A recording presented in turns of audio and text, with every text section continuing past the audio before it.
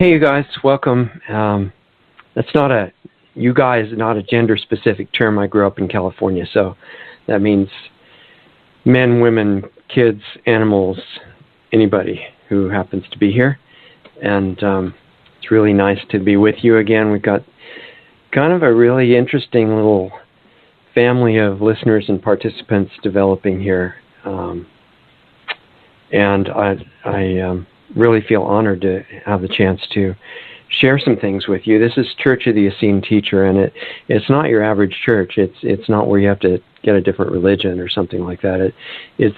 I was told to call it that and honor that, and it's mainly referring to and in honor of the teacher that was the Essene teacher that was in the Essene Gospel of Peace, Volume 1, which is a little document that I ran into in 1975 for the first time that I remember. And I speaking of memory, I did remember it, and I had been there. As weird as that sounds, and I guess the people who are still listening are not throwing me away for that. It's sounding strange. It's just how it was. I was born with some memory of times before particular lifetime, and that was one of them. So I thought, whoa, that's pretty interesting, and it's accurate, and the energy of it feels correct to me. So I spent a lot of time over the next 40 years or so adopting, or I should say adapting, what was in that document to use in current conditions, because things are a lot different in some ways now than they were thousands of years ago. And I want it to be useful. I figured if I'm going to be passing through this place now, it'd be good to share some things that people could use and benefit from. And one of the times I remember is not in a physical lifetime, but it was right in the period immediately before this time. And I remember talking about, with a couple of friends that were with me at that time, what could we do to try to make some kind of a contribution? And we thought, well, it's too far gone at this period in time to get much done by debate or arguments or, trying to convince people of things intellectually, because I don't know if you've noticed, but when you get into that kind of argumentative frame, the purpose of each side is to show that the other one's wrong. And nobody's really, coming from the same side, sharing mutually beneficial information, which is the way that I would prefer to do it. So we had some ideas of doing it in other ways, and I'm going to be telling you more about those later. I don't think I've mentioned it up to now in these shows.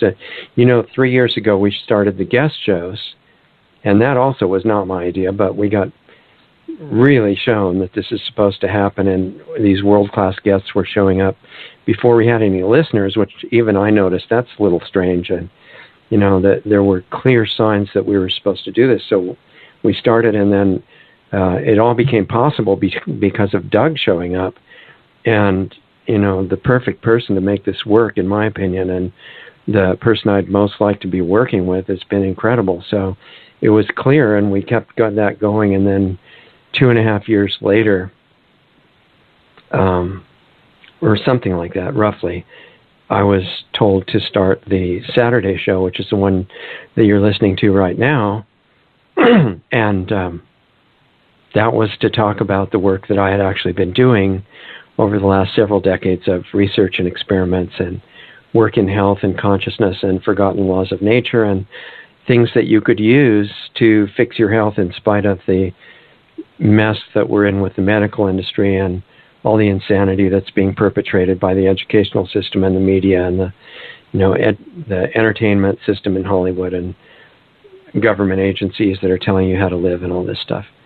So I thought, all right, I had been reluctant to talk openly about that stuff because, as you may have noticed, in the U.S. and much of the world, real health information is violently suppressed, and they tend to kill people like that. And I thought I could do more good if I wasn't physically dead right away. But this is the way it was supposed to go. So I said, fine. And, these doctors and others that have been killed for bringing up little pieces of the puzzle, like the fact that they put a destructive enzyme called nagalase in the vaccines in order to destroy your immune system. The guy had to be killed for that, and many other doctors, just for showing that, you know, they could cure cancer naturally, and a bunch of things that were inconvenient for the power structure to have people know about, so they're gone. But we're going to go way beyond that. And if you have already been a regular listener or been here for a few shows, you know about that. And we're continuing the Sunday shows because we're getting fantastic guests, wonderful people that I feel really privileged to listen to and talk to. People I would never have met except for the radio show. And another great one tomorrow, which I'll tell you about. So I feel like I'm just being given all this incredible privilege to interact with all of you, with Doug, with the callers, with the guests. And if there's anything that I can share from my own kind of unusual experience that would help you in some way, that's my part to try to contribute to it. And if it doesn't feel right to you or doesn't help or anything, that's fine. There's no ego in this kind of stuff. As you'll find out when we talk about mind and programs and that sort of thing, ego's just nonsense. It's a big fake, and it's a configuration of programs. And if you want to go along with it, we'll be happy to drag you into the mud in a whole bunch of different ways. But you don't need to do that, and there's no obligation at all that you have to go in that direction. So it's better, in my mind, if we, you know, why don't we just have harmony? We all came from the same place. We're basically made out of the same material, which is not physical. We're pure consciousness, and we always have been in one body or another. It doesn't really change the fact other than our experiences of the moment. So it seems to me that it would be better to just realize our common interests in making things as good as we can on this planet while we're here, for ourselves and also for the kids just being born now and the generations that are trying to come after. And that's the point. That's the reason for this show. It's not ratings or, you know, to see how many millions of listeners we can get or anything. It's for contributing to the people that come here to listen to this stuff and participate and talk, to try to do something useful for you, really. That's it. And nobody ends up anywhere by chance. This is one thing I've found out over and over again, is that there's no such thing as haphazard coincidence that's not based on anything. Or, you know, if there was really such a thing as chance, I think the physical universe and probably several other ones would have fallen apart right away. So that couldn't really be allowed. It just looks like that when you are not seeing cause and effect. Which most of us are not, unfortunately, and we do a lot of dumb things, but we're not temporary beings. And it's a good thing because it takes a while to learn this stuff, and most of us, certainly including me, have done incredibly stupid things for so long. In my case, as long as I could, until I finally had to realize there was a better way to do some things, and then started to pursue that. So it's just having some things to share with you. And I guess if you start by understanding that we're made out of, then you can go from there and end up learning as much as you want. We're wearing costumes with senses that are tuned into the 3D level of reality, so-called reality here. And that's what we're perceiving. And then we're connected to mind, which apparently has become an interface between us being pure spirit and the almost infinite variety of information that defines this place. But mind is running around undirected in most cases, and it's going wild, and it's directing us, and it's dragging us into all kinds of situations and misconceptions and mistakes about who we are and things like that, it makes all kinds of things that we can fight about, that we can blame ourselves for, that we can be condemning of everybody else, and it wastes our time. Eventually we figure it out, because we have as long as it takes. But in the current situation, most of the time it's controlling us, and we've totally forgotten ourselves, and we end up losing awareness of our real state and our abilities. So we use outside events to try to change things instead of the real causes that are coming from inside, and it ends up in all kinds of unforeseen conflict and fighting and confusion and chaos, and you may have noticed some of those things going on in the world around us right now. And some of us have actually followed the mind and its programs into identifying with what I would call evil, which means actually enjoying causing pain and destruction, and the kind of exhilaration that comes from that as a drug, that is really what it turns into for the people that get into that. And because most people don't normally want to tell everybody else what to do, the ones that do and have bad motives have filled most of the top power positions in the world for a long time, because that's what they use to get their drug. And they fill a lot of the positions in government and corporations, and the ones that are really the top power positions, we don't even see those. They're not elected. They don't change with, popular opinion and things. They've been in power for a long time, and they tend to transfer it generationally over thousands of years. I've traced it back at least 4,000 years in the current situation, but under different names. And they've created this web of incredible complexity, and it's actually much deeper and more complicated than even most of the conspiracy people realize. I keep being amazed with how complicated and in depth it is, in the, right down to the local level of government and corporations. It's pretty amazing. So these guys that are, filling most of those positions now, they're in the process of destroying the whole, all the life on the planet. It's not population reduction. That's one of the steps along the way.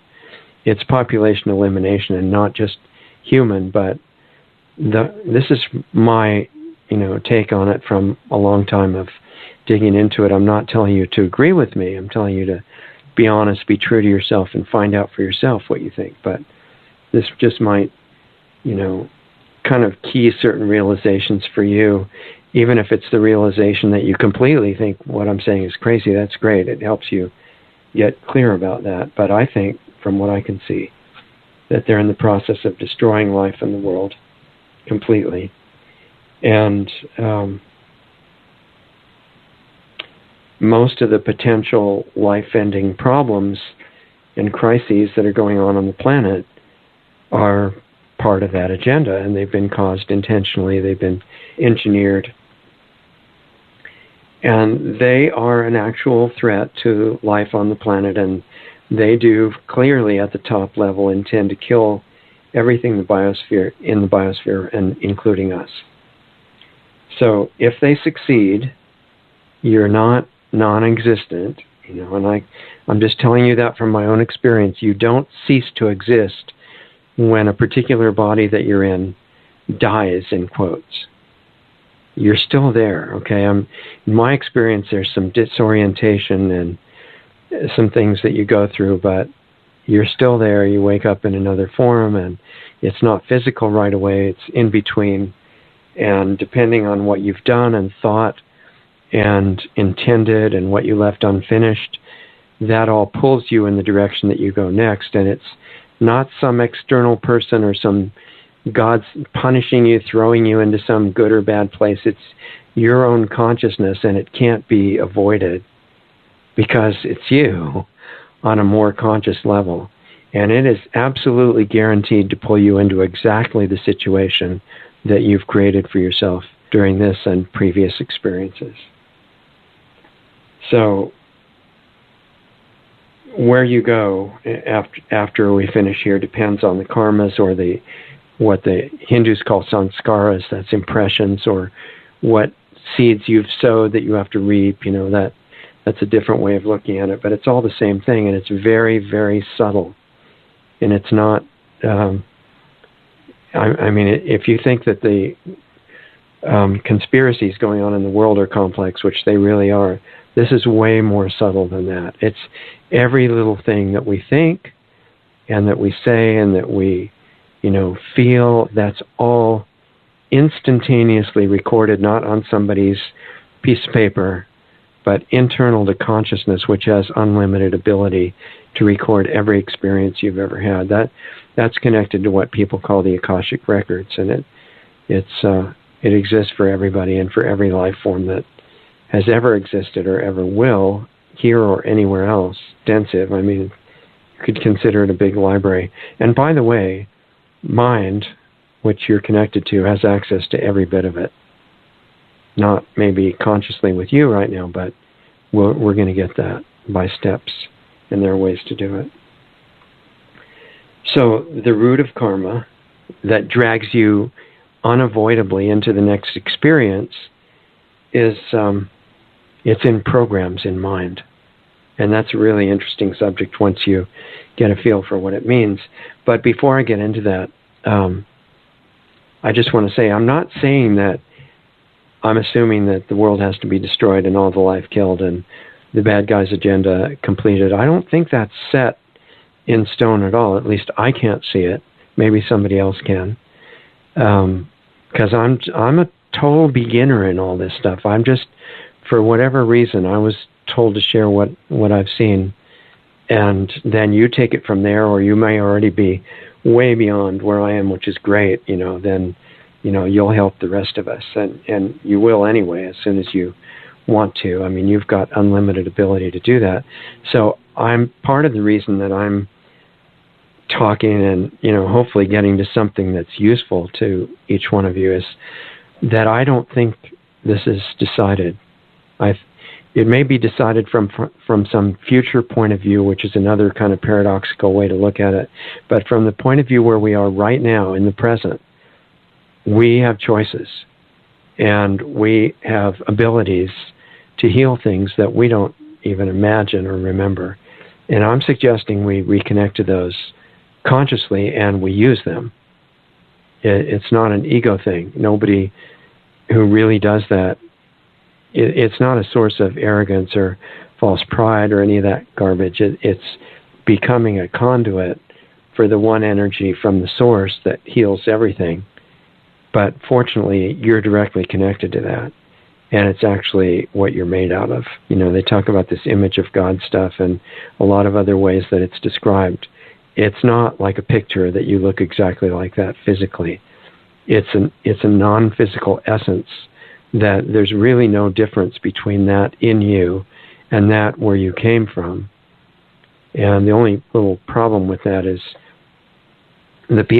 many of the people who have experienced that and merged into it while they're still living in the physical body, and there are a lot of those, they often get tortured and killed, which is kind of a drawback. But they were willing to do that because what you get from being connected to that and what all the teachers suggest that you do is really good.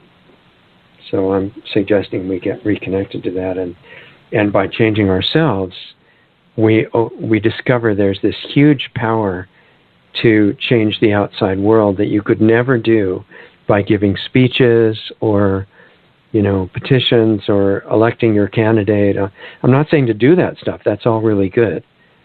But the real power to turn things around when it's so far down the hill already, you're sitting on it. And this show is about making that real. It is real, but making it experiential for you.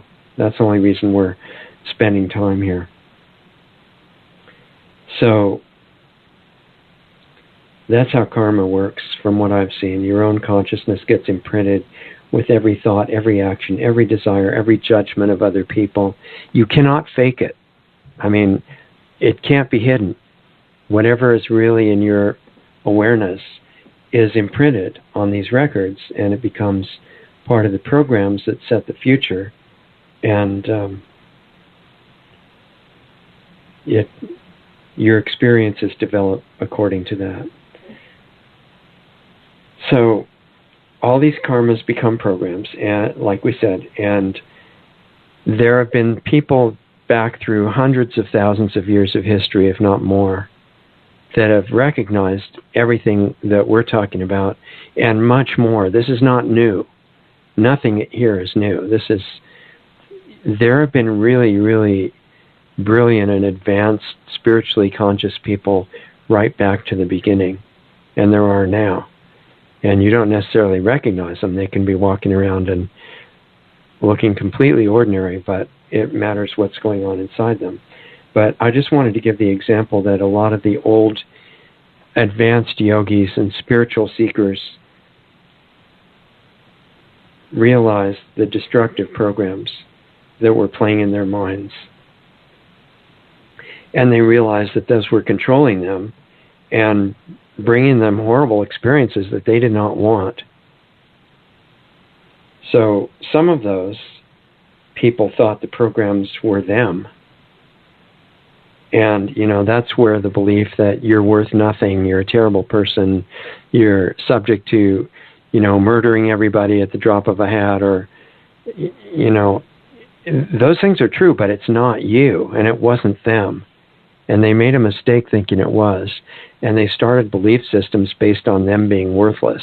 And so they depended on middlemen in some organization who supposedly represented God or the source to tell them what to do and what to say and what to memorize. And they kind of missed some of the important details, which are that those realizations that they were worthless creeps, just everything they wanted was bad. And I mean, you can recognize that in all kinds of major religions. And they spent a lot of time making that come true. Because if you really believe that, what do you think you're going to turn out to be? I mean, it's going to come true because your intent is really powerful. Maybe not instantly, but it starts developing right away.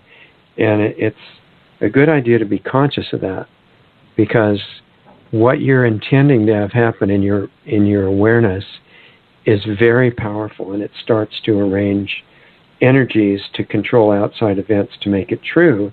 And then you can say, see, I was right, and tell everybody else. But it's kind of a version of what Vince Lombardi said. I think it was Vince Lombardi, and he was talking to his team and inspiring them as usual, and he said he wanted them to win the football game, and he was saying, whether you think that you can win or you can't win and you're going to lose, you're absolutely right. You just take your choice. Because whatever you believe, you tend to make into a self-fulfilling prophecy in some way. So anyway, these guys that were convinced that they were worthless creeps and only the recognized leader of whatever their belief system was could tell them what to do, they depended on somebody on the outside, a high priest, a master in the case of the Indian gurus that I've had a lot of experience with in India, to save them from themselves because they were so bad. They knew they were bad, and they experienced that, and they made it come true. And they kept doing that and having horrible experiences and, feeling really sorry for everything, but repeating it over and over again. And they did that until they get tired of it, because whatever they believed, they were still permanent beings of spirit, not bodies, and not the creeps they thought they were. And so eventually, in one life or another, they said, this is really dumb. It's not getting us anywhere except into some really horrible situations, and then, keep repeating that we're bad, and getting worse, and it wasn't satisfying. So they changed, and they tried something different. And you have as long as you want to go down that road. I don't recommend it. I've done it myself, but anybody's free to do it. So some other ones, some old famous yogis, some of which extended their life, for thousands of years and found out ways to do that. They saw the mind as bad. They knew it wasn't them, and they fought with it to try to overcome it by force.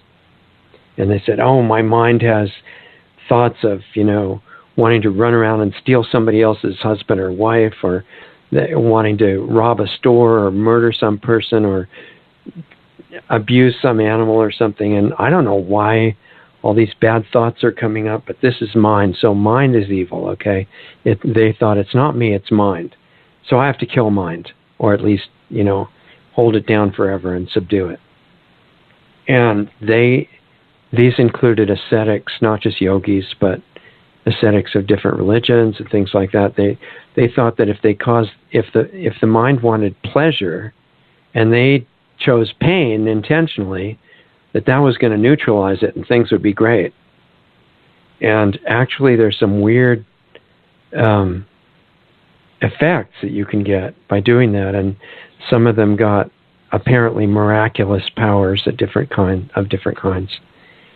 But those don't mean anything, okay? You meet somebody that has supposedly miraculous powers, it doesn't matter. It's what they are, and it's what's going on inside them. And a certain amount of amazing powers can be had by people who are not in a very good place. So anyway, they got some of those. People thought they were great. Some of them started worshiping them as masters. But then eventually they lost because of how they were doing things, and mind cannot be beaten. I don't think anyone's ever actually done it. But they had to find out a better way, and fortunately they all had a chance to do that. Some of them are doing it now. So what they missed, and it might be a lot more than what I've seen, but I'm just sharing with you the little pieces that I've come across, is that mind is conscious. It's a self-aware entity. It came from you, but it's not you per se. It's not you, and it operates as separate from you. But it depends on you for guidance, and when it doesn't get it, it doesn't even get recognized as essentially your kid, which is what it is, like a 2-year-old child basically, then it gets upset.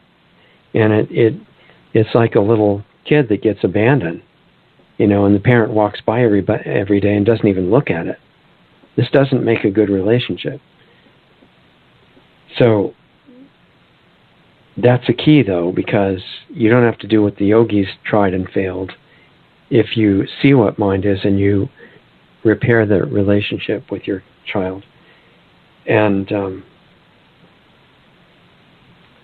then when you heal that relationship, you get to reconnect to another level of yourself, which is not in the mind and is not in the programs. And that is incredibly empowering. And it can start anytime you want. We're not supposed to know about this stuff, obviously. I'm telling you more than there's nagalase in the vaccines, okay? Because just knowing that, I don't think is going to fix anything. 2 kids that you abandon, mind and also body, which is a very realistic projection of consciousness. It seems physical, and you're all tied in with consciousness to the nerve impulses and all the senses and senses we forgot and all kinds of stuff. But it's self-aware on its own, aside from you. And so is every single cell in it. It's quite complex. But it's another kid that we've been walking by and ignoring every day.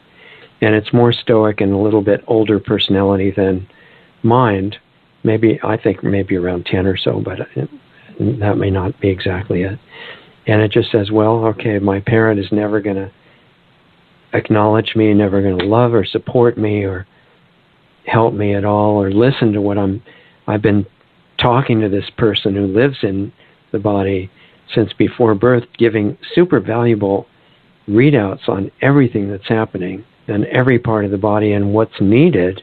Say, look, I need this kind of care for this situation that's happening in this organ. I need you to eat this. I need you to go on a fast. I need whatever, or more movement or better sleep or sunlight or whatever. The body's been telling us all that in detail from before we were born, and we've been ignoring it like it was just a piece of meat. That's not a good relationship builder either. And so those two things have to be fixed. And if you do that, you're light years ahead of what those old ascetics and yogis were trying to do by fighting their mind, because that didn't work. It doesn't mean that this way doesn't have any requirements. You still have to work on the physical plane of existence for health and clarity, and simultaneously work on mind while you're changing your lifestyle. You don't eat stuff that's just fun but has poison in it anymore. You just never do that. You don't care about it anymore, because once you fix your relationship with the body, the only reason you eat is to feed your child. It's not you. That's powerful, because once you see that, you don't need willpower anymore. But I mean, you have to really see it and get into it and experience it. But if you do, or when you do, because you will eventually do that, then you feed your child the best thing that you can feed it. You give it the right kind of exercise. You put it to sleep at night. You're a parent. There's no way out of that as long as you're incarnated on the physical level. So you start taking care of your child, your body, and mind also, your whole life changes. And it actually can change things on the outside too. And then while you do that, you start being aware of the programs flowing through your mind. And that means, what are the thoughts? Don't just think they're you. Watch them. Now. And then once you get aware of those thoughts, and it's a continuous train, it never stops day and night. And then once you become aware of those thoughts, then you say, all right, what are the thoughts below that?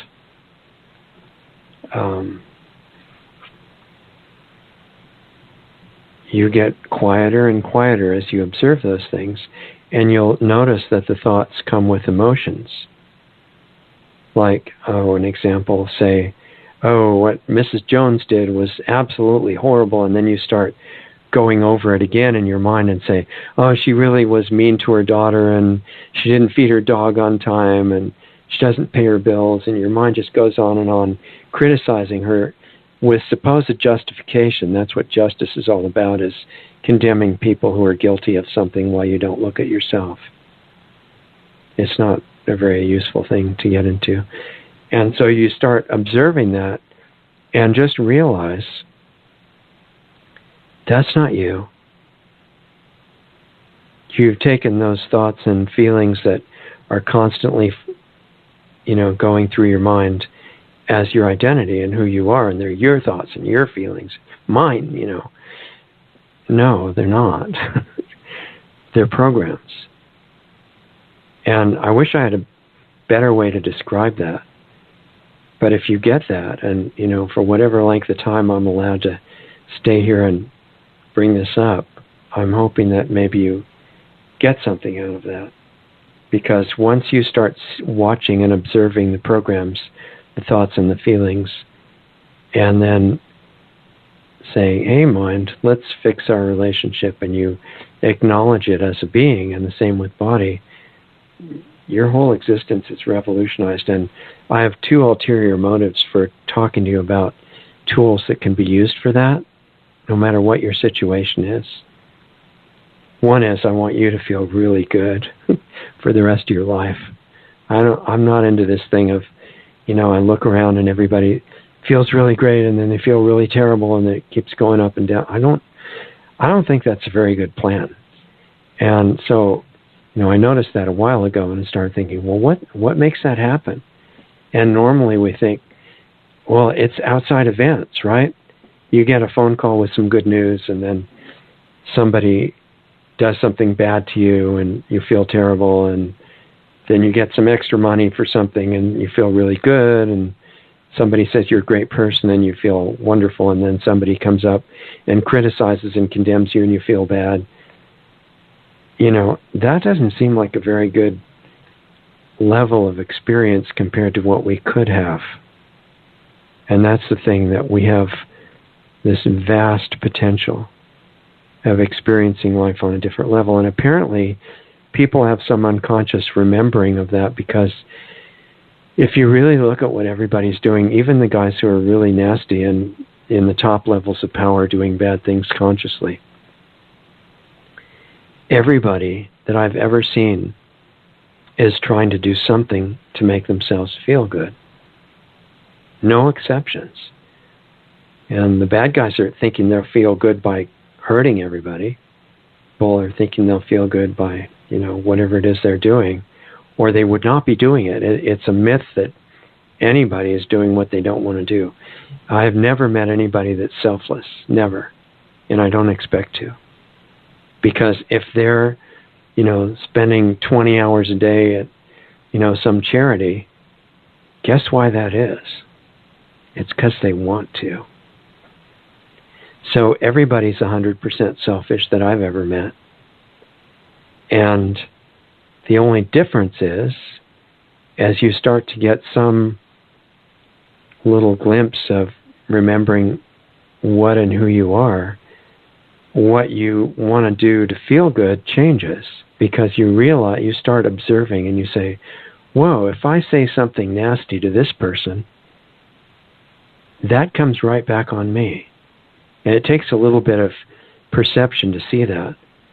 And then you get a little bit more perception and realization, and you say, whoa, if I think something bad about somebody, it doesn't matter if it's true.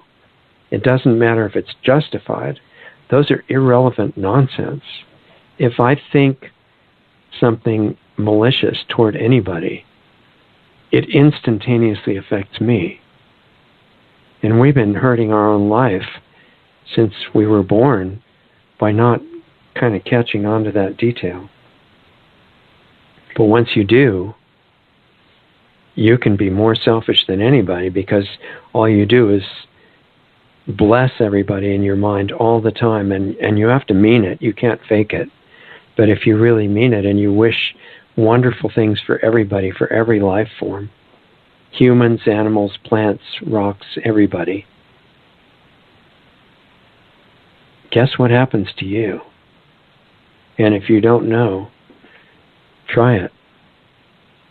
Because it's, I don't have any way to describe how powerful that is. It sounds really simple, but as soon as you try to do it, you realize, oh, I've been going around cursing everybody. That's not very smart, is it? Because that's what comes back to you. And that attracts supposedly physical experiences, because they're all tied together. And you don't know why it happened, but something, bad happens. And in the very end, when we really start seeing what's going on, we realize, oh, we caused everything. That takes a little while to grasp, because on the surface it doesn't look true. It looks like all these bad guys are doing things. I didn't do that. There's a deeper level on which, if you take responsibility for that and realize this is your movie and all the actors in it are part of the movie that you're projecting, if you don't understand that, you think, oh, I don't want all this blame for everything. That's not fair. It's these other guys that are doing everything. That's when you don't understand. And then you start getting it and say, wait a minute. If this is what the quantum physics guys are starting to realize, and all these things that look like physical events and other people and stuff are projections from my consciousness, that's not blame. That's vast power. Because I can heal my movie. It's my movie. And it's your movie. It's everybody's own movie. And that's the hidden key. It's like, remember the first, any of you guys see the first Star Wars movie? Remember the Death Star, and it was about to get to start blowing up planets, and it did blow up one planet. And it was going to start blowing up a bunch of other planets, and the Rebel Alliance, who were the good guys in that movie, they had found the design plans of the Death Star, and it had one little tiny weak spot, but they could use it to blow up the Death Star and make it not blow up planets. It was, that was the story. So that's like what we're really dealing with. And instead of one little Death Star that's the size of a moon or something, we've got this apparently vast hierarchy of bad guys who are the ones behind the chemtrails, the GMOs, the chemical fertilizers and pesticides, and the nuclear power, the Wi-Fi, the 5G. This is all coming as part of their planned agenda.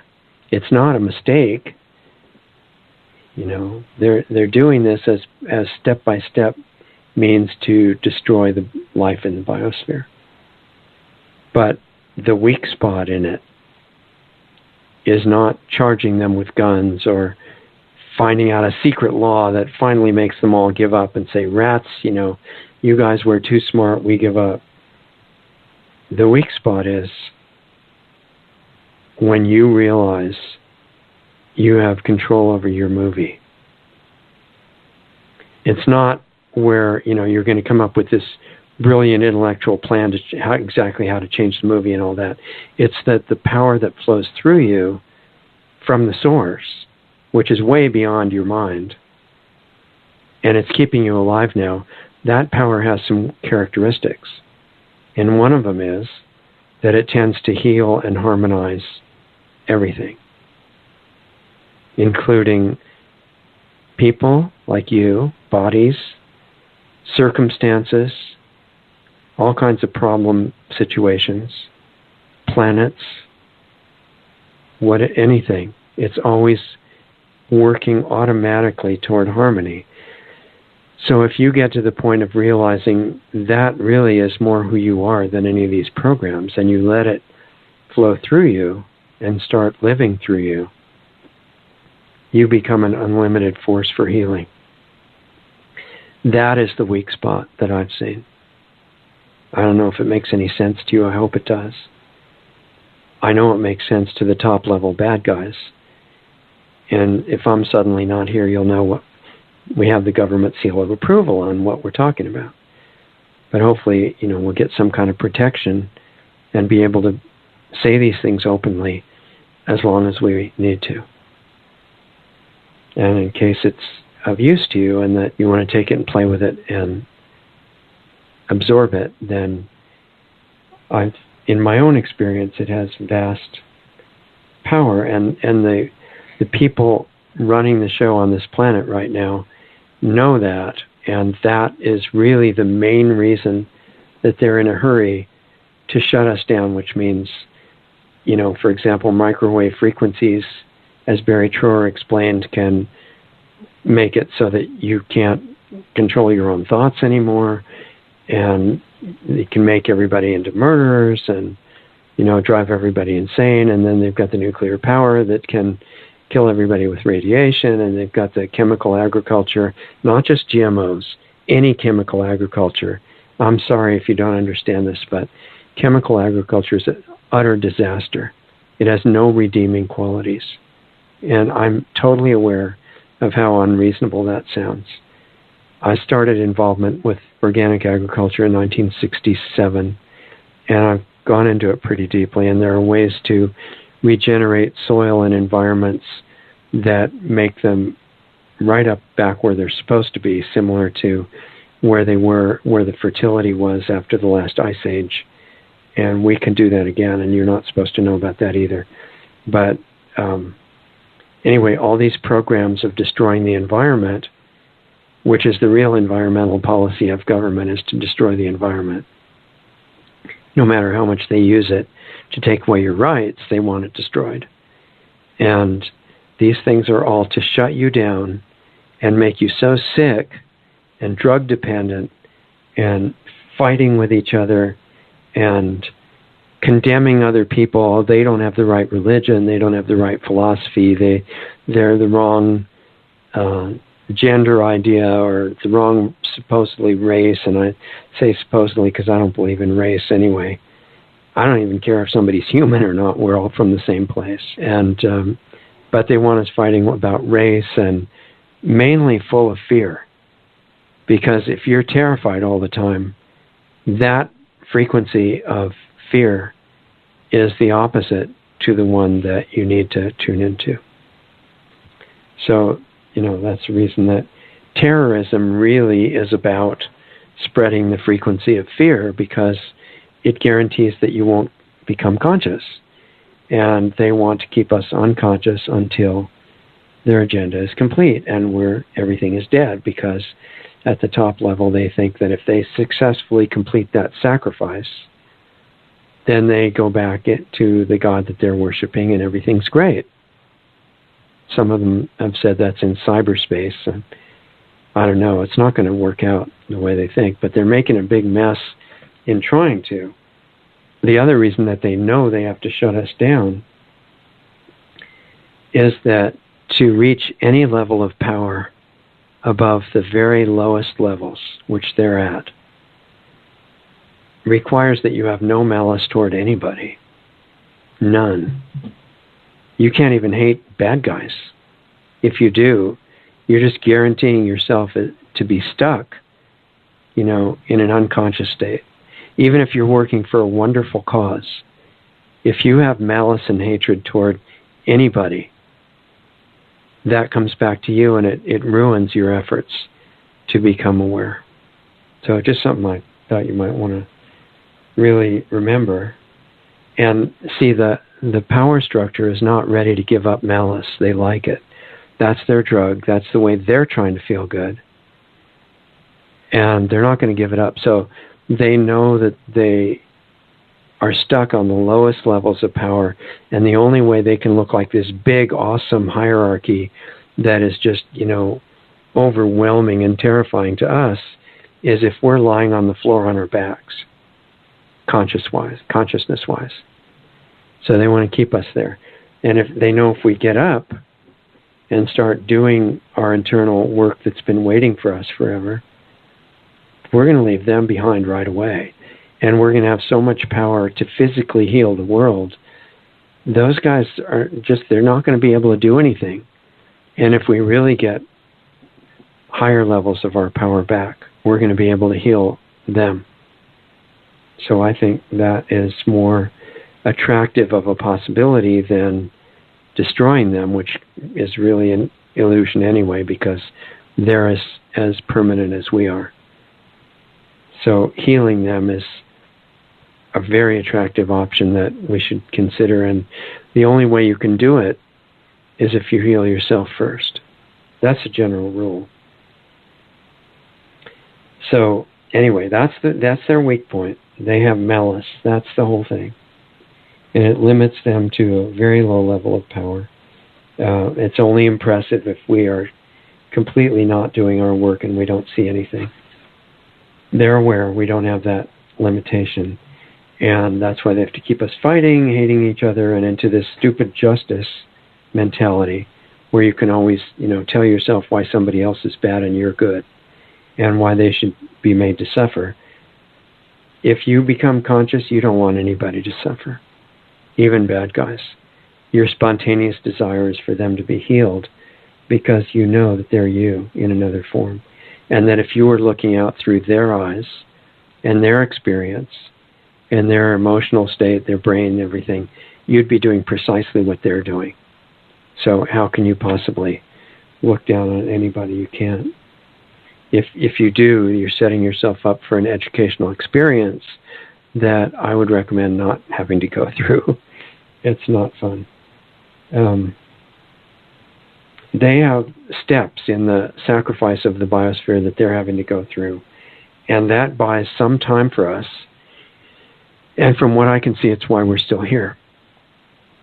Because they have the technology right now to wipe out life on this planet overnight. And they're not doing it. They're not doing it suddenly. They're doing it step by step by step, gradually. They're moving as fast as possible without violating that protocol. And you see things getting more and more serious in the world. I mean, the people who are genuinely concerned about the environment are right. There's huge piles of garbage in vast portions of the ocean that should not be there at all. We've had this problem with petroleum-derived products for decades now that make plastics and other things that just guarantee permanent pollution of the world. It's not supposed to happen. We're supposed to develop technologies that are truly sustainable, in spite of the fact that that word is being used as a scam by the United Nations and other people like that. The tricky part is it also has validity. And the validity comes from the fact that it's not brilliant to destroy your life support system. Okay, that's not real smart. And that's what humanity as a whole is doing now. Now, a lot of that is because the power structure, the global rulers, are sitting on energy sources that Stephen Greer has described some of, that are clean and free, and other technologies that make it possible to all kinds of materials for construction and manufacturing that are 100% recyclable, not 90% when you throw 10% in the ocean or something. That's really not acceptable if you're intelligent. So all that technology is already known. We don't need more research. We just need to have them stop killing inventors and stop suppressing the reverse engineered technologies that are available from sources that we've talked about in connection with Stephen Greer. So the environmental concerns are real. The climate disruption is real. But the part that we can see mostly is the intentional geoengineering and spraying poisonous metals and all kinds of biological and chemical warfare agents into the atmosphere. That is not a program to cover up global warming, program to destroy the biosphere. The two are not necessarily synonymous. When you are trying to cover up global warming, you don't need dried blood cells, and you don't need to poison everybody and create forest fires with materials that will make these fires explosive, like has happened in the targeted geoengineered fire in Santa Rosa. We're going to have a show on that probably a week from tomorrow. That's going to be incredible. So you might want to be here for that. These are all intentional. And you can see that kind of revving up and ramping up. Species are dying, that's true. Even though it's a scam of the high-level global warming UN people who are saying, worry about global warming, all these species are dying. They're doing that not because they care that the species are dying or about global warming. They're doing that because they want you enslaved and then exterminated.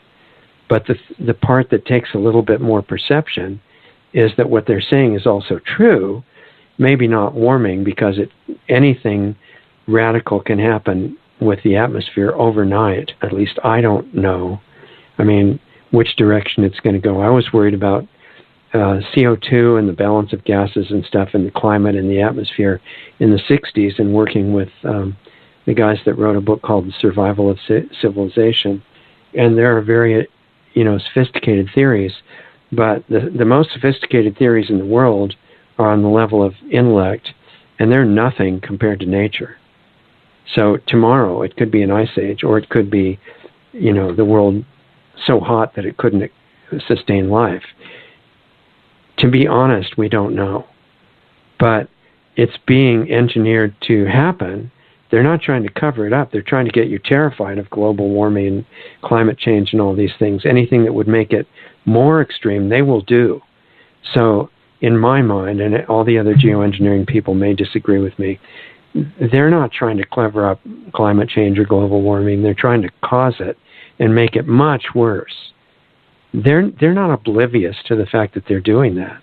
They know that spraying these things in the atmosphere makes climate change way worse. That's why they're doing it.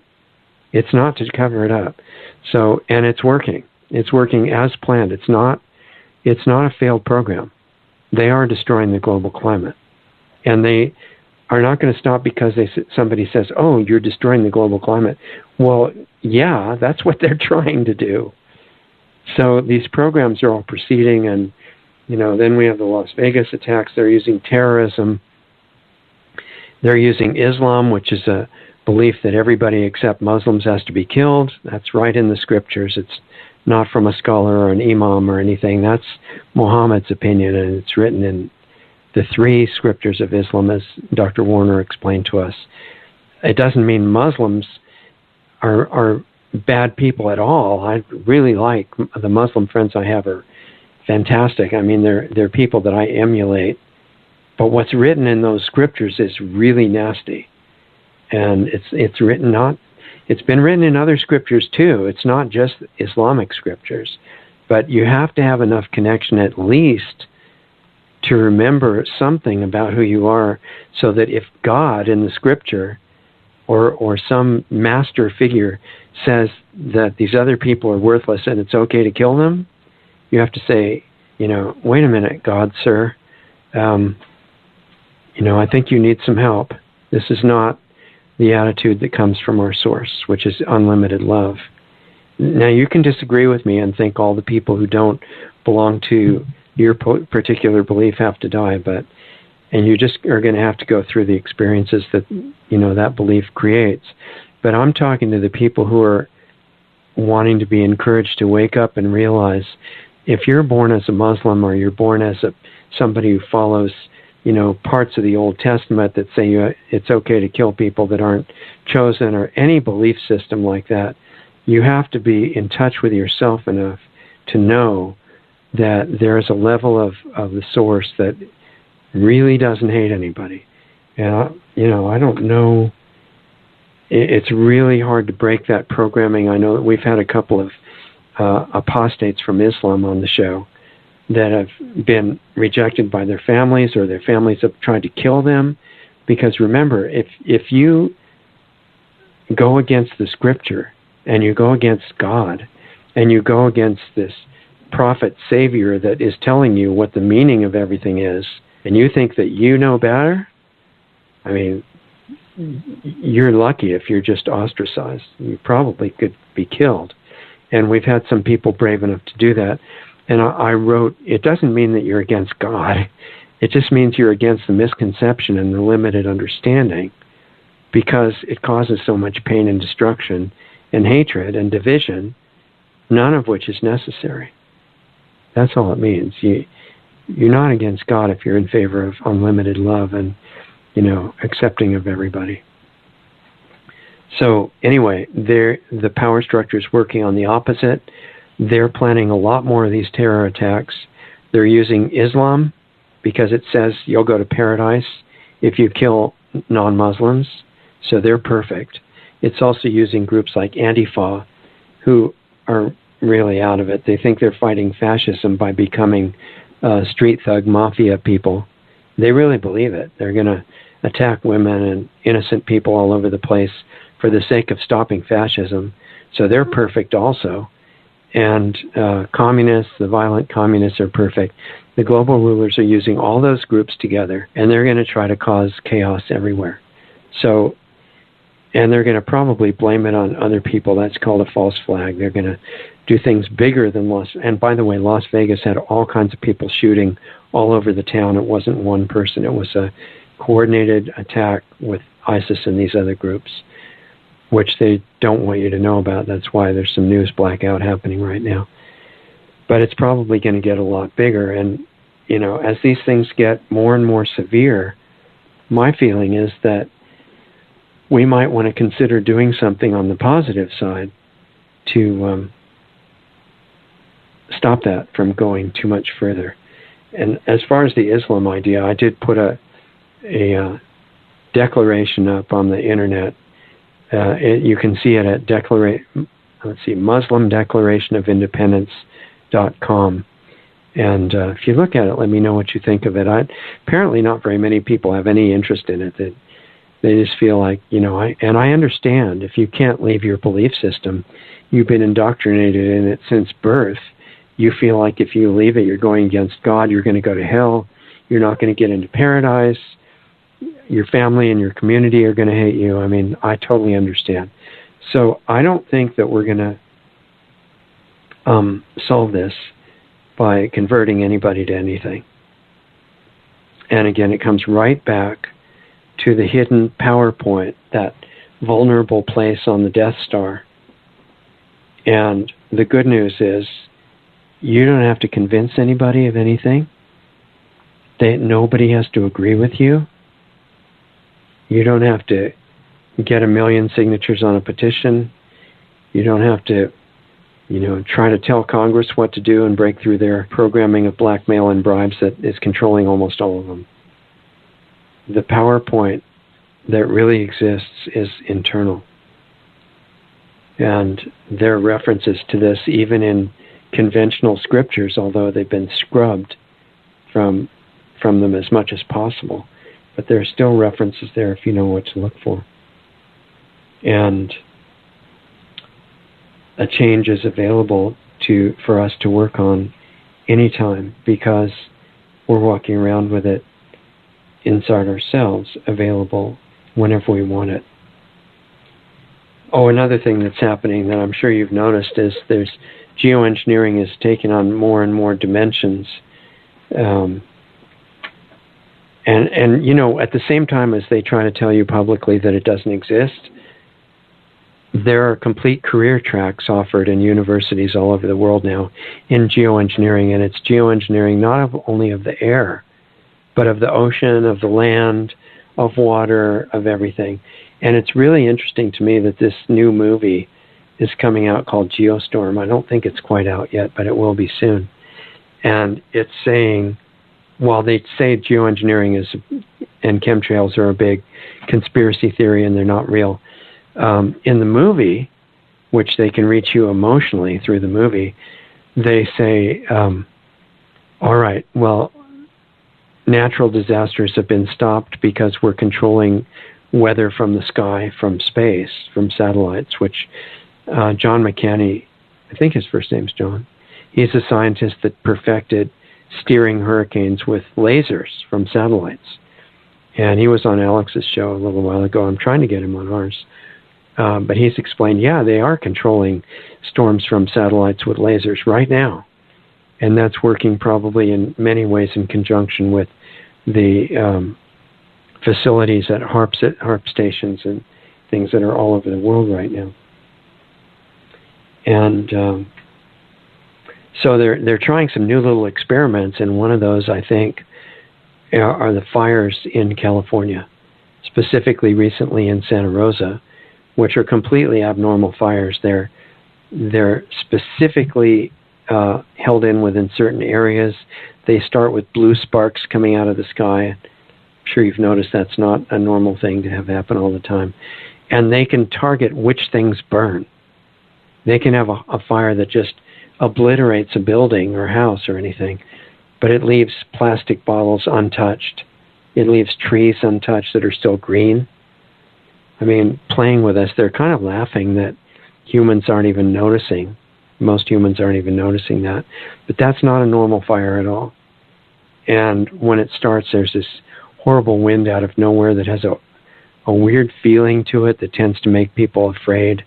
And there are some similar artifacts that are showing up around the Santa Rosa fires that were noticed by some people in New York City in 9/11, with evidence of scalar weapons and other things that we've talked about being used there. So the bottom line is that, no, they're not going to stop that. They're not going to suddenly get convinced, oh, wow, it's really scientific and we're sorry and now we realize we're making the weather. It's way, way beyond that.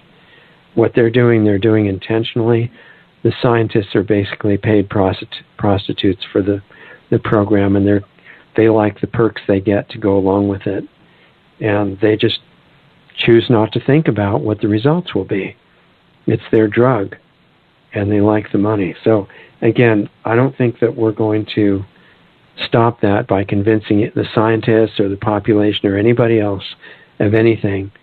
I think we're right back to the same thing over and over again. You're sitting on the power to heal this. And that's the only reason I'm up here talking about stuff you're not allowed to talk about, is I'm hoping that you might decide that it's time to start unveiling and reconnecting and turning on the real technology that's part of you that you've been walking around with since the beginning. But the global rulers, their idea is all these things together create chaos, create fear, and the fear is going to make the population beg for the tyranny. They want to be asked to implement it. So there's a lot more of this stuff planned, and if you give in to the fear, you're just going along with it. But I'm not saying you can resist the fear by force, because I don't think that works. If you recognize the programs flowing through your mind, and you separate from them, and you fix the relationship with mind, fear doesn't happen anymore. It's over. So it's just the message. You're the hidden answer, the conduit of incredible power that's far stronger than the rulers can imagine. It's far stronger than fear. You can start anytime you feel like it. So this is not an entertainment show. This is an invitation show. And there's no way that you would be listening to it by chance. There's no way that you'd be doing anything you're doing by chance. So if you take the invitation at some point, then you work on the health of your body and your mind and your body relationship with you, and you change your physical and mental and emotional habits, but you don't try to do that by force, like in a crash diet, where you relapse and eat pizzas the next week. And those don't work any more than the yogis fighting the mind.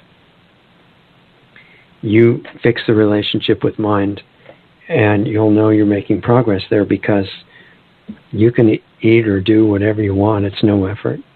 You're doing it out of love for your body and your mind and healing them, and then things start to open up. And you're not bothered by the ego aspects, because ego is a construct of the programs. It never was you. So once you realize that and start experiencing it, you don't have a reason to fight with anybody anymore. You realize we're consciousness. We're the same essence of what we came from. The image of God thing is about that, not about a painting that we look exactly like or something like that.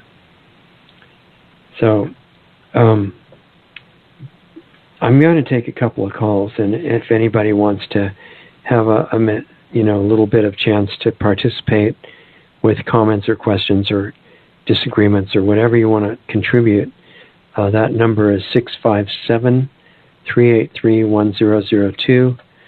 657-383-1002. It'd be nice to meet you on the phone if you feel like calling up. And some other things, though, that I need to mention coming up in communications to me during the past week.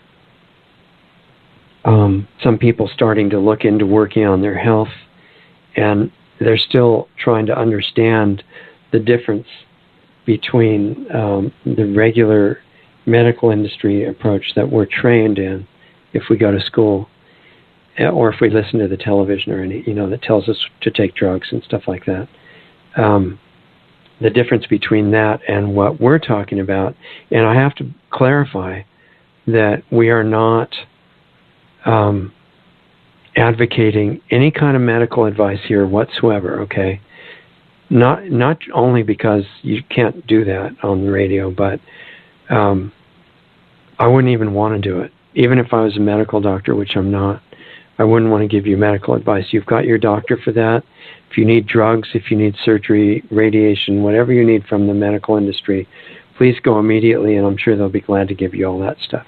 What we're talking about here is more historical perspective. This is a way of looking at and experiencing things that some ancient teachers have talked about, and they've helped people in their own times and locations with these things, and they're the same. They just adapt their presentation to the conditions of the time, but the teaching is the same, because the laws of nature are the same. They got they were part and parcel of when nature on the 3D level was created. It had to have these design principles built in. Otherwise, everything would have crashed. And instead, it works in beautiful harmony. So, anyway, one person was saying, well, I got, some of these experiences are not fun to look at because people have been tortured and just really abused by the medical system that we have. Unfortunately, most of us are victims to some degree. And one person who wrote to me during the week said, my thyroid was diagnosed as putting out the wrong level of hormones. And your thyroid, as you know, is a master gland in the body and very important, and has a lot to do with controlling your metabolism and many other activities that go on in your body and different organs. And so what some of the doctors do is they have a standard series of tests that they measure levels of certain hormones in your blood. And if they're too high or they're too low, well, great, they know what to diagnose as your problem. And it's so dumb, I'm sorry. I mean, this is not brilliant. And the people that go through the academic training and the medical school and the health professional schools and everything, they're impressed with complexity and with terminology, when they have different words for things that are really complicated. Some of them even have a lot of syllables or are Latin, and that if you don't know any better, they sound really impressive, like you must know a lot if you use these words.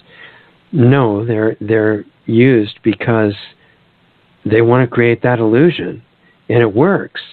And the people that are trained with that new terminology sometimes get so impressed with it, they don't even notice they're doing things that are completely ridiculous, and that their depth of knowledge is zero. I mean, they get fooled by the fact that they have so much complicated knowledge of anatomy and physiology and chemistry and biology and all these things that they basically memorized, but they don't know why any of it's happening. They know how chains of events seem to fit together on a very two-dimensional basis. But as far as what's really going on, like the fact that this person has been eating garbage for 20 years, they say, well, that's not related. It's like a great guest, Michelle Roughton, was on with us a couple of times, and she said, one of the great little mantras that doctors memorize is true, unrelated. I never heard of that until her last appearance on the show, but it's amazing, and it's brilliant programming because it has so many wonderful uses. For example, you have your child vaccinated and they have a complete physical meltdown the next day and can't talk anymore. Well, the doctor memorizing true, unrelated says, yeah, it's true that they were fine yesterday, and it's true they're injected with this long list of things that can kill you or anything, damage you in serious ways. And it's true that now today your child can't talk, but there's no relation. That's the philosophy of everything that they memorize. And you would think, well, that's so stupid, nobody would believe that. No, they believe it. Almost all of them believe it. It's incredible. This is the power of psychological programming. And when you mix it with very impressive terminology, and as I've seen in advanced higher education, so to speak, that you're to trust the unquestionably reliable sources of information like CDC and World Health Organization and certain approved journals and things, and you're to get rid of your own opinions. If you want to be a scientist, you have to have no opinion and no emotion. I actually was taught that in class. And it's not just me. That's the standard higher education teaching, because those things are unscientific, right? And so they kind of forget to mention the fact that where the scientific breakthroughs come from is often somebody's intuition or hunch. And they're trying to cut that off by saying, no, that's your opinion, forget it. Go back to the CDC website and look it up. But CDC thinks we're so dumb that it puts right on the website that the vaccine could kill you. But then in the public relations material, it says, no, totally safe and effective. And they're just playing with us because they figure that we and the people who are putting out this information are so far gone, we're not even capable of recognizing even basic logic. So what this person was telling me about is they got a diagnosis of a thyroid condition. So the doctor said, well, that's no problem. We'll just implant radioactive material in your thyroid gland to kill it. That should be great. You're bound to be healthy after that. So the idea is that, I mean, this is more bizarre than cartoons or anything else I can think of. This is how they're, basically running the world right now. Certainly America and many other places. And so they put this radioactive garbage in your thyroid gland. It kills the thyroid gland. And then they say, oh, well, good news. We can just drug you for the rest of your life. And the drug, if you ever, you're not supposed to do this, but if you ever read what the drug actually does, it's just, when you finally realize what you just read, it can be stunning. And even many doctors, they never look at this stuff. They trust the drug dealers. The pharmaceutical company scientists, right? The advanced scientists from the pharmaceutical companies. And they just give this poison to their patients because they've fallen for the psychological programming and programming with words. So they have these little tricks they do, like they test a chemical, right, that they want to make into something that they think you're going to fall for the idea that it's medicine, right? If they just say, this is medicine. Prescription medicine sounds really impressive. And what is it? It's some toxic chemical, as Dr. Labo explained, I think was her, that they only choose chemicals that have a lot of bad effects, damaging you really badly. Hopefully not always killing you, because that gets embarrassing, but at least hurting you really badly over time, so that you're going to need more medical care and more drugs to make you worse until they can cut your organs out and then, eventually get you into hospice to drug you so that you're unaware of being destroyed and gradually, get around to dying, but use a lot of expensive drugs in the process. That's kind of the basic plan to modern advanced medicine. So, and I actually went through the thyroid thing myself, and that's when I escaped from the medical system. That was in the 60s, and I figured I'm not doing this anymore. But I was a slow learner. I had been on a year on a toxic drug, which was really bad, and it didn't cause great health, which the doctor said, well, that's okay, we can just do surgery.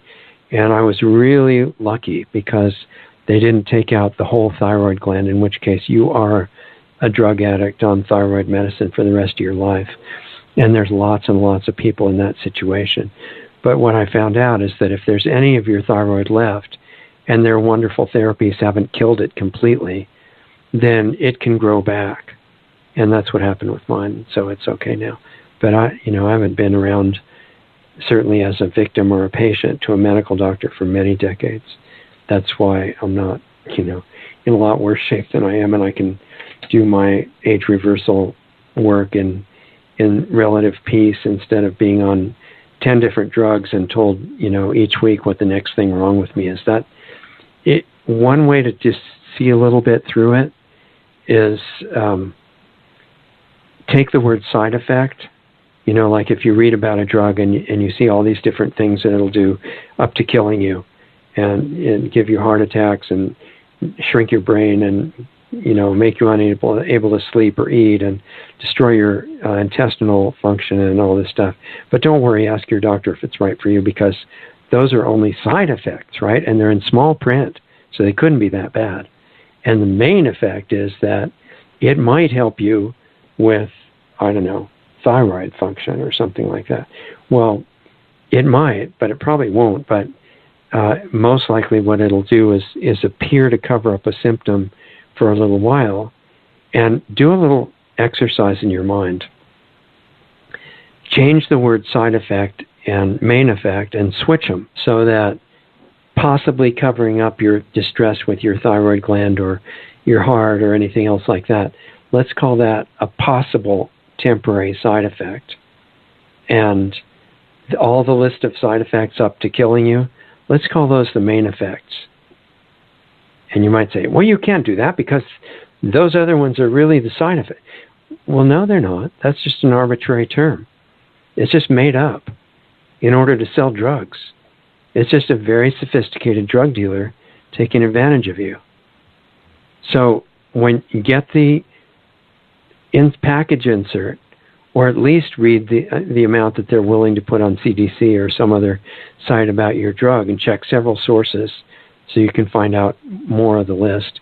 And just read it with a different mindset, that the side effects are the primary effect. And what you're hoping is the main effect. That's a possible temporary side effect. And think about whether you think it's worth it. So people say, well, if I can't do that, what am I going to do? How can I possibly have wonderful health if I disobey the doctor? So that's why we talk about laws of nature. And if you change the little details in your lifestyle, not just what you eat, all that's a major part, then your whole body changes. And since the regular system is not being a good scientist for you, you're just going to have to do it yourself. And science needs a wide-awake intuition and super sharp observation, pattern recognition. And if you're going to get born into a world like this, totally unstable and ruled by crazy people who want to kill you and little things like that, you're going to have to pay attention. And most of us have, gotten used to not paying attention. We want to become unconscious. We've been taught that getting drunk or doing something else equivalent to that makes you not aware of what's bothering you, that's really fun or a good idea. No, it's not a good idea, and it's not really fun. It usually ends up making you feel terrible.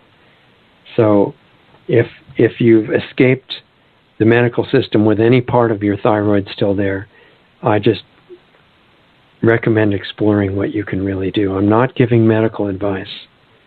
Go to your doctor and get all the drugs and everything. That's the medical advice.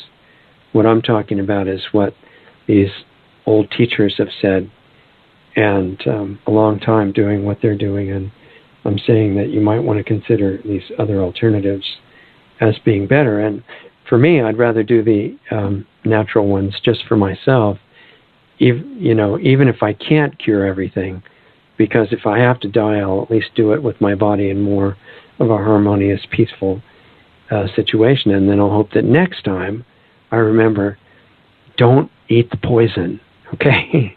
What did that funny movie with Renee something say? A long time ago, I used to watch movies. She said, note to self, don't do this. Well, this is note to self. Don't eat poison and think it's medicine. Not smart. Someone else was telling me that they were in great distress. So many things in this friend of mine's life were being really bad from, all kinds of mental, emotional, and physical stresses, and eating things that they didn't really realize were hurting them as well. And so they were also having no money and in a hard financial situation, and decided to go to the state office to get on disability.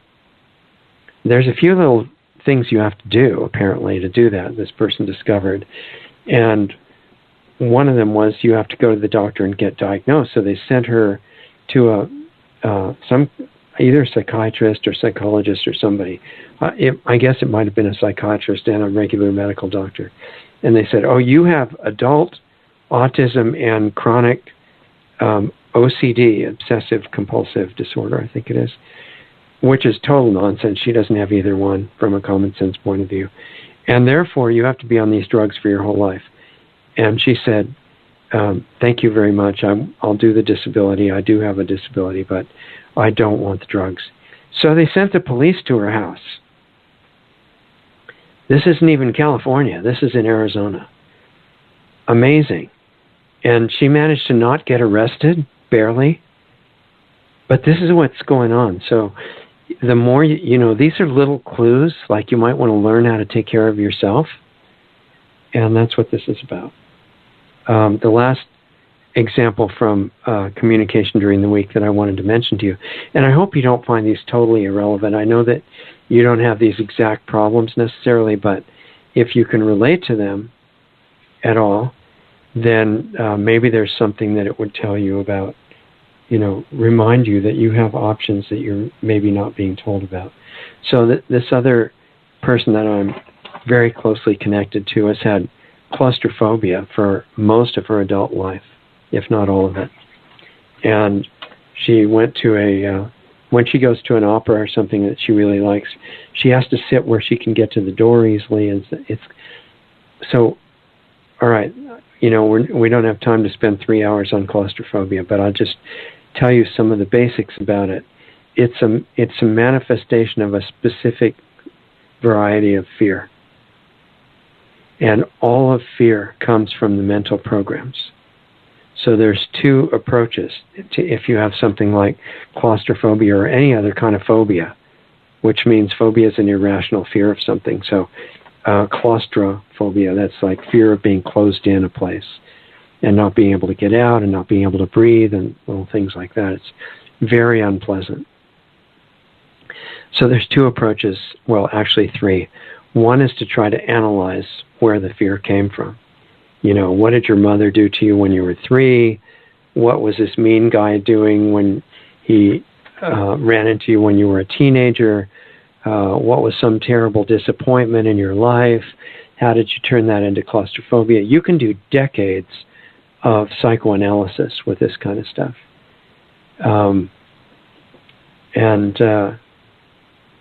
You can keep doing it forever. I mean, as long as you're in this particular body.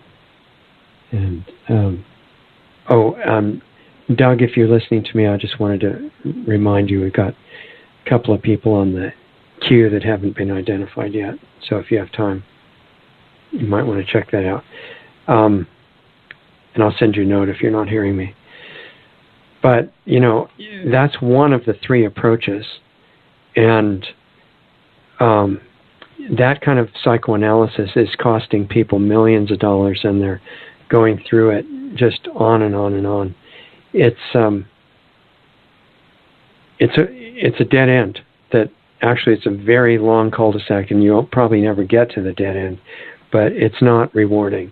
Another approach, which is getting very popular now, like with this girl that I told you about, diagnosed with OCD and autism, is drug the person forever. And that's not a very good idea. And we talked about why that is, because what are drugs? Well, if you think they're medicine, you never checked. You know, Hippocrates said, if you want medicine, use food. And thanks, Doug. I appreciate it. I just wanted to be sure about a couple of those that I wasn't quite sure on. Food is your medicine, and medicine is your food, and that's what Hippocrates said.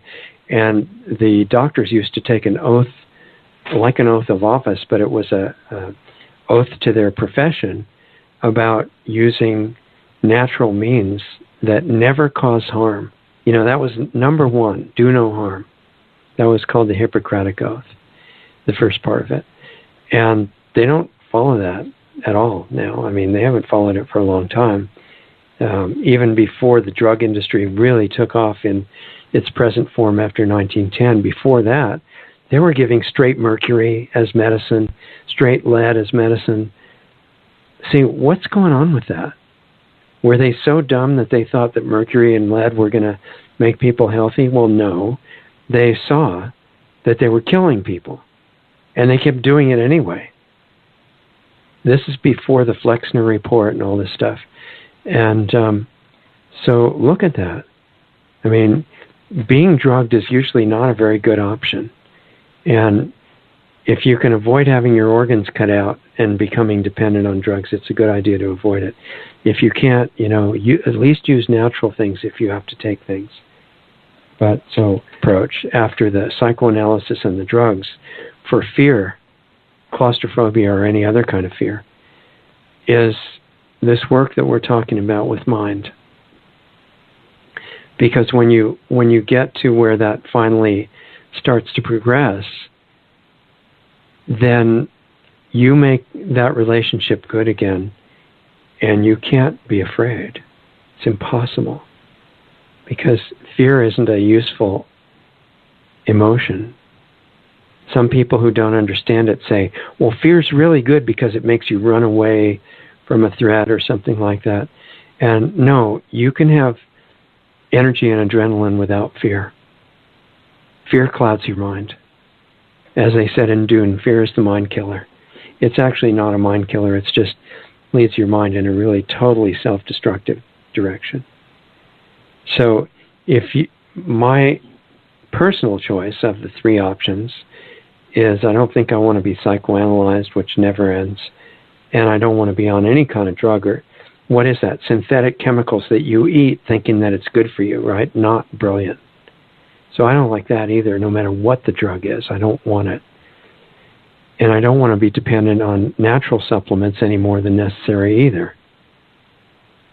So I'd rather get to the root of the cause and change it. So food and other physical habits that you have during your life, and working with mind and working with body, who will happily give you tons of information and suggestions directly from body to you if you get that consciousness back. That's a whole different thing. And if you start working with mind and you make it an ally in ways that we discuss on the show, and you relax and learn how to do that, and you can do that right now as a little exercise. Scan your body. Scan your energy field around you. Where's the tension? Go there with your attention and give it permission to relax as if you meant it. Stay on that and you mean it, and you know that you're the one in charge in your body. That has to relax.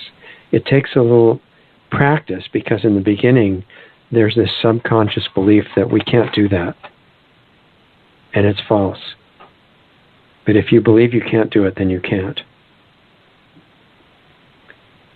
When you relax with a drug, the problem remains. But when you relax with attention, and you get used to doing that from practicing, all kinds of other body functions start working better. And one of the little extra benefits of it is that if you stay relaxed, it's not possible to have fear. Stay wide awake and relaxed. And if you don't have fear, regardless of what's happening, you can respond to what's happening. You can defend yourself, you can run, you can do some creative project, you can do whatever you want. Fear never helped you with anything. Flat out, no benefit. Okay, so if you learn to do that by starting to observe the programs and the thoughts and the feelings that are in your mind, then you don't have to have fear. And once you don't have fear, you don't have a whole long list of other disruptive emotional states, all of which are based on fear.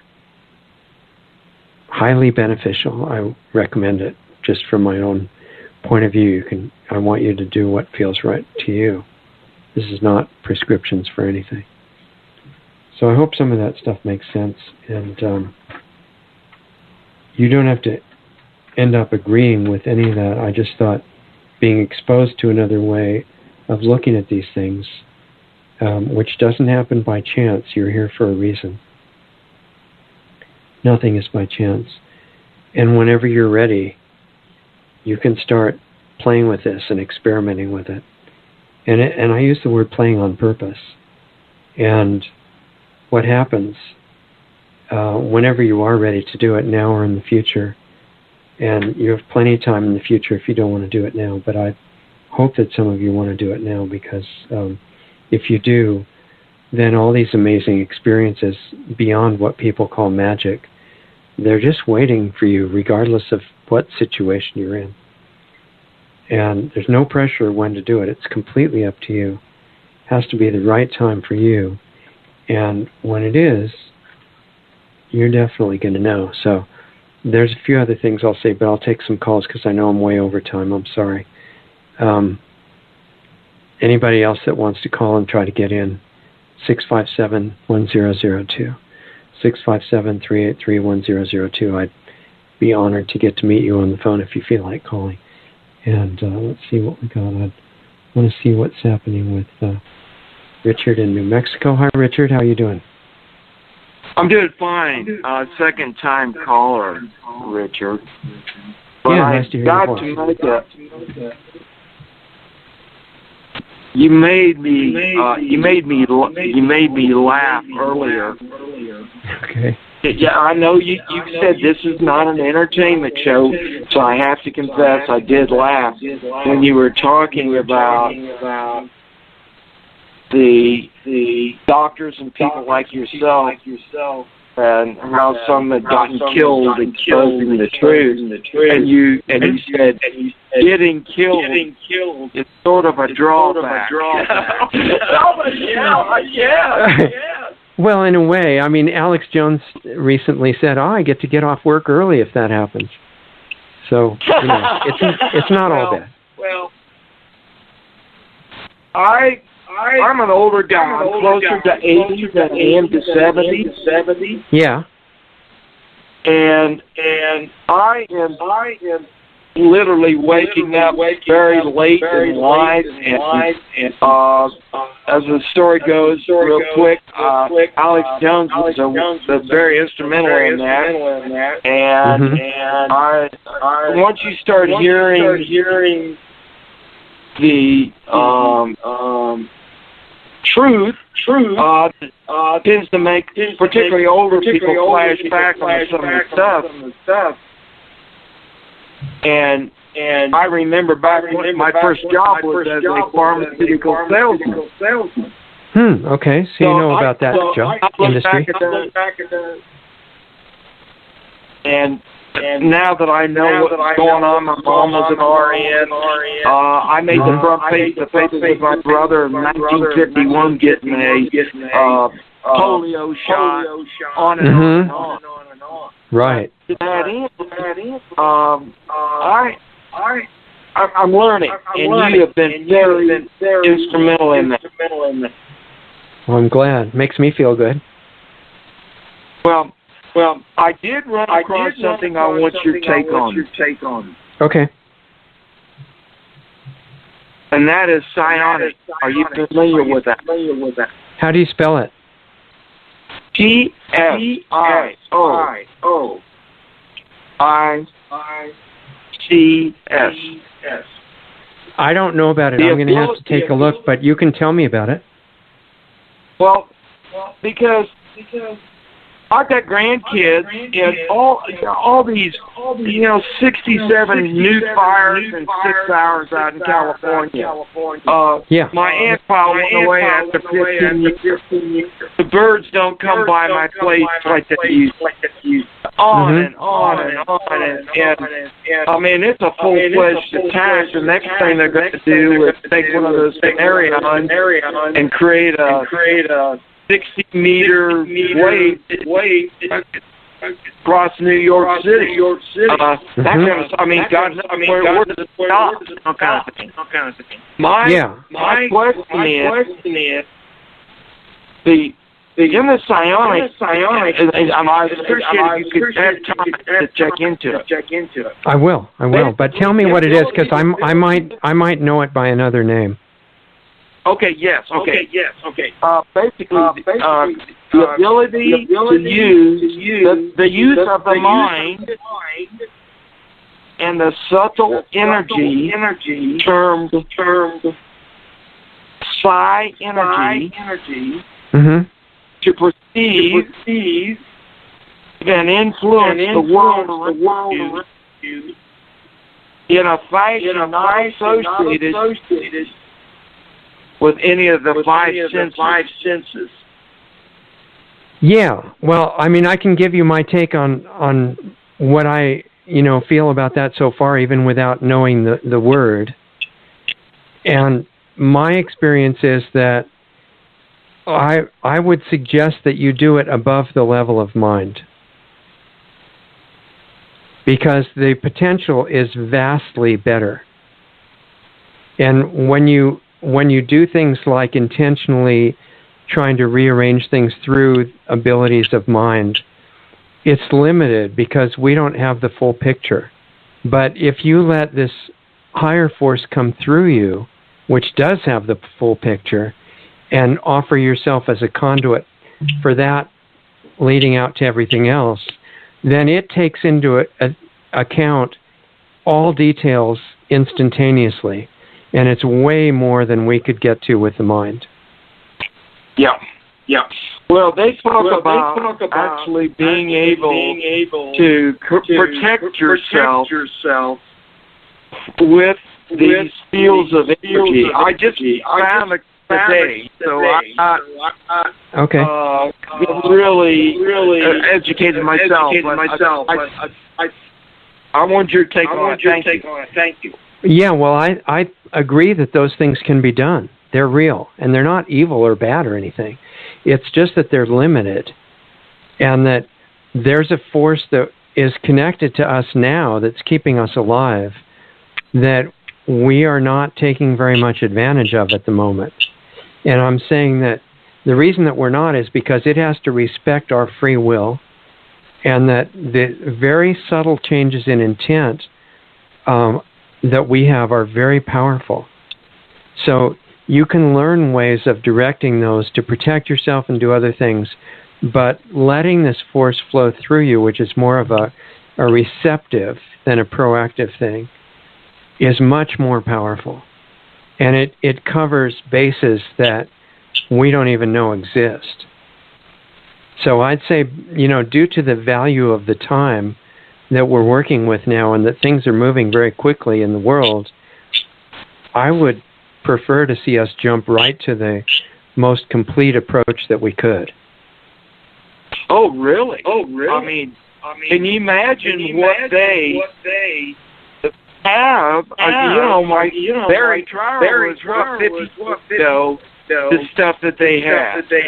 The weapon, and the stuff. Isn't this pretty much our only chance? Is what our only chance? What you're talking about. I mean, as far as I know, I think so. I mean, I'm totally happy to find something better. It's not. There's no ego in any of this stuff. It's the best that I've seen so far, and I think that the overwhelming nature of the negative hierarchy that's running things right now is only overwhelming because we're unconscious. And we're looking from a very, very low perspective. It's like lying on the ground looking up at the sky, and you see a 100-foot building over you, and it's just overwhelming. But you go up in an airplane to 30,000 feet, and the building's not as big as it looked before. So the hierarchy, as amazing as it looks and as overwhelming and terrifying and everything as it appears, is at the lowest levels of achievable power, because those people have malice and malevolent intent. Right. And there's a safeguard built into consciousness that you can only get to the lowest levels as long as you hold on to that. So I think we have to get beyond it as soon as possible. Well, when you say we, I assume you're talking about strength in numbers, right? Or no? You don't need very many numbers with this particular approach, because it's not the kind of thing where you have to go out and recruit large numbers to join the movement or something. This works with a relatively critical small minority. It would not take many of us, and I don't know the exact number. But this is not something that you can convince somebody to do anyway. If they're at the point where they're ready, they will for sure find out about it. That's why I said nobody's on this radio show listening by chance. Exactly. Thank you for that. I heard an interview with a guy who had written a book, something about synchronicity is no coincidence. Right. And neither is anything else. And I thought of you. that me finding lost art, me at a very late time in my life, waking up, listening to interviews like Barry Trower, and you know what I'm. Yeah, it triggers a whole bunch of growth in you, which is exciting. Yes, it is. Yeah, don't worry about it being late in life, because you're a permanent being. You're fine. And you have to be careful about these preconceptions that, well, I'm limited because I'm this age or something. Don't feel like that. Well, once I started eating better, I looked in the mirror today. My white beard is going back color. Yeah, that's kind of fun when that happens. Well, I didn't know it would, but anyway, thank you so much. Yeah, well, thank you for being there. I mean, I'm really glad you're participating and letting us know what happens with you. It's great. So, all right. Thank you. Thank you. Talk to you later. See ya. Okay, guys. So I'm going to take a few more calls, and anybody that hasn't gotten in yet, if you want to, you still have a chance. 657-383-1002. And it'd be nice to meet you on the air. In the meantime, I want to see who's next. John in Texas. Hi, John. What's going on? Hi. Good evening to you and Doug. Nice to hear your voice. Thank you. I just had a couple of questions from some friends. Sure. They listened to the podcast and a little shy to call in. Yeah, that's fine. Sure. The first one was how feel the difference. You're breaking up a little bit, John. I missed a few words that you were saying. Sure. How can one determine fear and self-preservation? Okay, what I would say about that is kind of like what we were talking about, that self-preservation works better without fear. Okay, because if you don't have fear, you're clear about what's happening. If you have fear, then you tend to blow up threats way out of proportion. You know, in other words, a bully can chase you in third grade and you're fearful. You're running away, yeah, but you're running away because you know how to move your legs. What fear is doing to you is making that bully look 80 feet tall, and you just about give yourself a heart attack and fall over. That's the gift of fear. If you don't have fear, you turn around and face the bully, and now he's 3 feet tall. It changes everything. So when you have fear, it's more an emotion or a sensation, and it makes you weak. Series of thoughts. Yeah, it makes you weak and confused, and you don't even see anything clearly. So fear needs to be let go, and there are ways to do that. But sometimes, sometimes we start having fear because we're not listening to our body and, good clues that it's trying to give us. And, so we feel uneasy because something's wrong. We have to find out where's it coming from. And if you relax, then it becomes easier to pinpoint the source and to drop it. Fear has never helped anybody with anything. Right. And the follow-up, what kind of conversation would one use to be talking to the mind to help it to release? Well, I mean, this is just an example. It depends on your exact situation. But if your mind is, can you think of an example that's relevant to what you think your friends are interested in, and then we'll use that? Well, there's friends in California, so of course there's the fires, there's the forced vaccinations, there's all sorts of... Yeah, California is really under attack, that's for sure. It is, and so in California, and there's this uncertainty of like you're saying, fires beginning. Yeah, exactly, and they probably are just beginning. I mean, the guys in control are going to do things worse and worse. That's their plan, because one of the things about fear is people feel like they can't really look at fully what's going on because it's just going to be too scary, right? I mean, I talk to people like that all the time. And it's understandable, but it's a misunderstanding because what makes it scary is the fear. In other words, if say there's a terrible fire that you're terrified of, the fire itself is not inherently scary. Something being scary is not defining the thing you're scared of, it's defining your emotion. Okay? Right. And the emotion is independent and optional. So if you're in a situation, and this plane of existence is really unstable. I mean, there could be a massive catastrophe of any kind anywhere at any time, and that's the kind of thing that happens on the physical level. So fear is not going to stop that. In fact, what fear does on a frequency level is it brings in experiences of what you're afraid of. And I didn't understand this for decades. I mean, I had people telling me this who knew and were way clearer than what I was.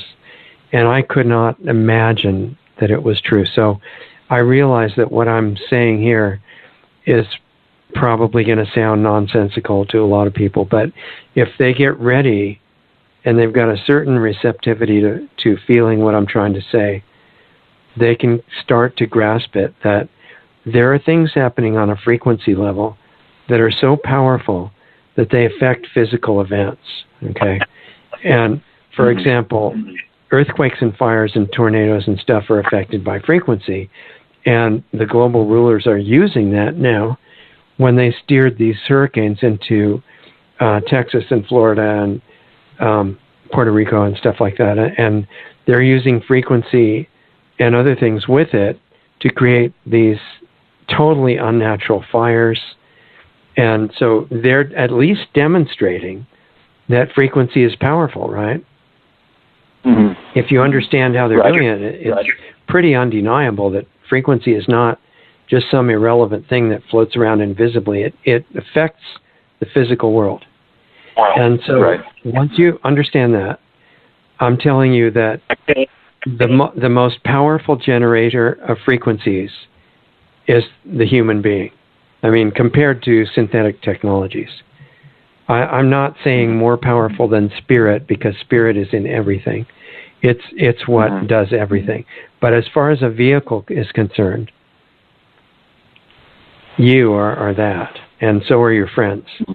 So when they are open to the idea that they are generators of frequency, if they have to choose what frequency they generate, and the rule is that you can only generate what you receive. You can only transmit what you receive. You can't fake it. If you're going to generate it or transmit it, you have to tune to it and receive it. I don't think there's any way around that. So if they are now fearful and mistakenly thinking that's because of a fire or something happening on the outside, what's really going on is they're tuning to the frequency of fear. And they're doing it as a habit that it's like an addiction. They can't drop it.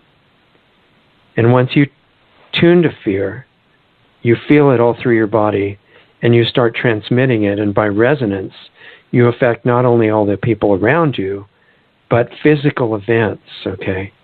And one of the objectives of the global rulers is to have us generate so much fear that we accentuate their destruction. Right. So no matter what they do, even if they kill us, it's not a good enough reason to have fear. Now, not having fear is one thing, but you have another option, and that's to tune into and transmit frequencies that are the opposite of fear. And they're more powerful than fear is. So if we learn to do that, then we start having a more and more powerful positive effect on physical events. If we were strong enough, they couldn't start the fires, because frequency is that powerful. So when you're looking at your options to tune into fear or it's opposite. You have your choice, and each one creates a very powerful physical effect. And I'm suggesting we should do the one that has a good effect. Fear is not that one. I agree. Right? So if you're in a fire, I mean, look, either you're going to die or not. And if you need to escape, then escape. That has nothing to do with whether you have fear. I mean, you can be running as fast as you can to get away from something. That doesn't mean you have to have fear. It just means you have to run, or you have to move to another state, or you have to move to a different part of the state, or you have to do some other activity, or whatever. But those are not fear decisions. Those are strategy. Fear is its own separate decision. Like, look, I'll do whatever I have to protect my family or myself and my life or my friends, or move or stay where I live, or whatever makes sense. But I'm not even going to see the options clearly if I have any fear. There's so many reasons to drop it. And fortunately, there's a way to do it. Excellent. So I hope that's relevant to what they're talking about. Oh, it is completely. And so I really appreciate it. I tell you, it feels so good. And I can tell you this as a person that used to have what Charlie Brown described as in Peanuts cartoon, is, do you remember what do you remember that cartoon, and did I talk about panophobia? No, I remember the Peanuts cartoon, but I don't remember panophobia. Yeah, well, we were just talking about claustrophobia, right? Any kind of phobia is not irrational fear. And you remember that Lucy in the Peanuts cartoon used to occasionally, as not a public service, it was paid, but she set up a booth, psychiatrist, 5 cents. And her first customer was always Charlie Brown, because he always didn't feel good, and he was trying to figure out what was wrong with him. So he was sitting in the chair outside her booth, kind of like a lemonade stand on the sidewalk, and she was saying, well, maybe you have extraxenocotophobia, or, some long Latin word that meant being high up in a building in an elevator in the dark full of snakes. And he said, well, no, that's not exactly what I have. And she would go through all these different options. And she was getting really exasperated because the 5 cents, was more than used up. And she said, well, I don't know, maybe you have panophobia. And he said, what's that? She said, fear of everything. And he said, that's it. And she goes flying through the air. So I used to have panophobia really badly. And I didn't even realize it. I thought these things that I had panophobia about were the problem. And I had no clue, even though I was told, I didn't understand, that I was generating the fear. And I don't do that anymore, fortunately, and with a lot of help of some great people teaching me what they had already accomplished. And I can tell you it feels a lot better not to have fear. So I would encourage your friends not to be discouraged and to take a catastrophe or a big threat as an incredible opportunity to really learn how to totally drop fear forever. Because you can't do it as easily when nothing is scary around you. Right. So it might be a big chance, for them to learn something incredibly valuable. Excellent. No, I'm sure they'll be listening to the podcast, and if they're not listening right now. Okay, so good. I'll share it with them. Good. So, yeah, I just, the ulterior motive of the show is have everybody that is at a place of being ready to start doing some of this feel as good as they can in their life, no matter what happens, and do things to change from an effortless point of view. Fix the mind stuff so that you don't have to use willpower anymore, because that doesn't work anyway. And then as a second stage, that they become our group to heal the planet, which I think would be a good idea. Yeah, it would be. So thank you so much for sharing that. Sure. All right. So I'm sure there's other people on home who can ask those questions and say thanks again to you and Doug for sharing all this great information with us every week. All right. Yeah, it's really nice to have you be part of it. So have a good rest of the weekend, and I guess we'll talk to you pretty soon. All right. Thanks a lot. Take care. All right. See you, John. Bye. Bye-bye. Okay, we are going to take a couple more calls. You've still got some time before I escape here. And you can call the number 657-383-1002 if you'd like to share anything at all. And it'd be fun to meet you. And otherwise, we'll wrap up when we're done. Next caller I want to talk to is Dee in California and see what's going on with her. Hi, Dee. How are you doing?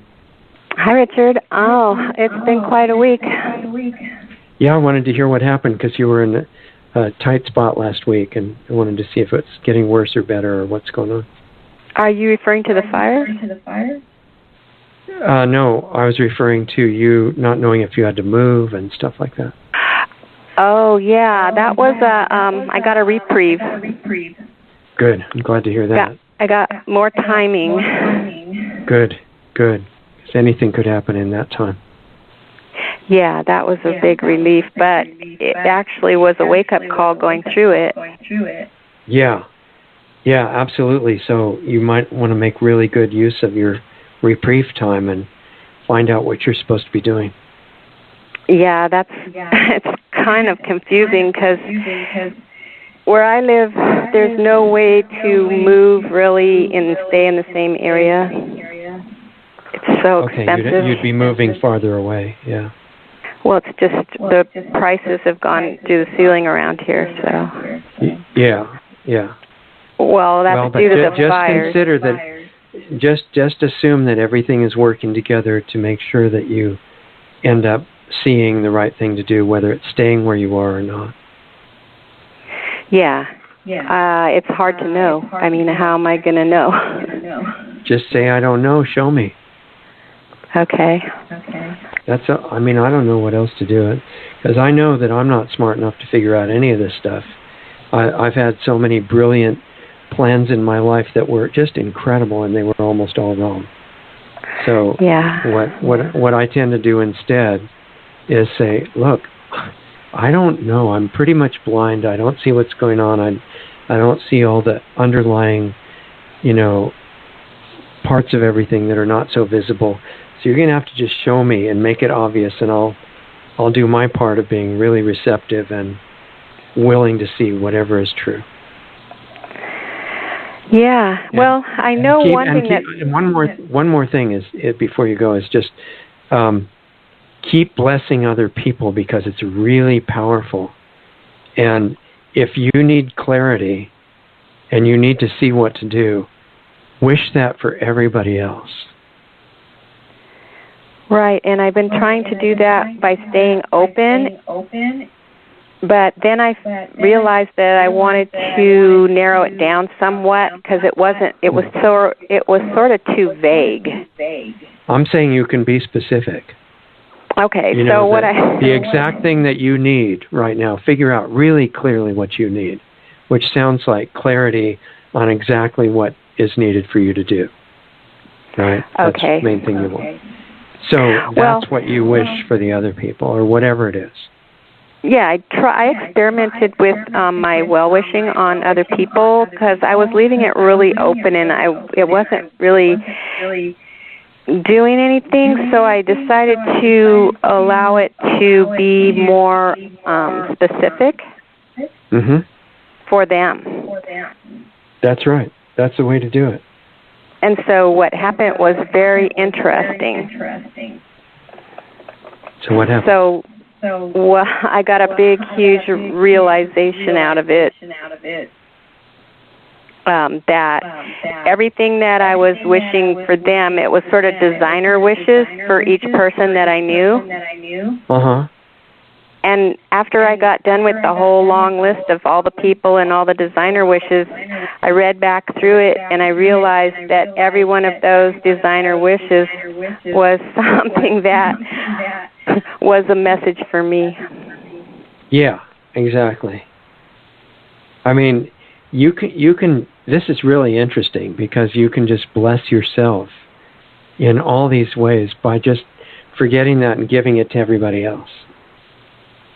Okay, because that's a way of being selfish without being selfish. Yeah, and eventually you realize nobody has ever done anything that's not selfish. Yeah, Mother Teresa was 100% selfish because she did exactly what she wanted to do all the time. Well, I just saw these people and their needs. Everybody had a specific, different need, and it's almost like it was pre-designed that way for each of these people and their needs to come right up to me with them and me to realize what they were.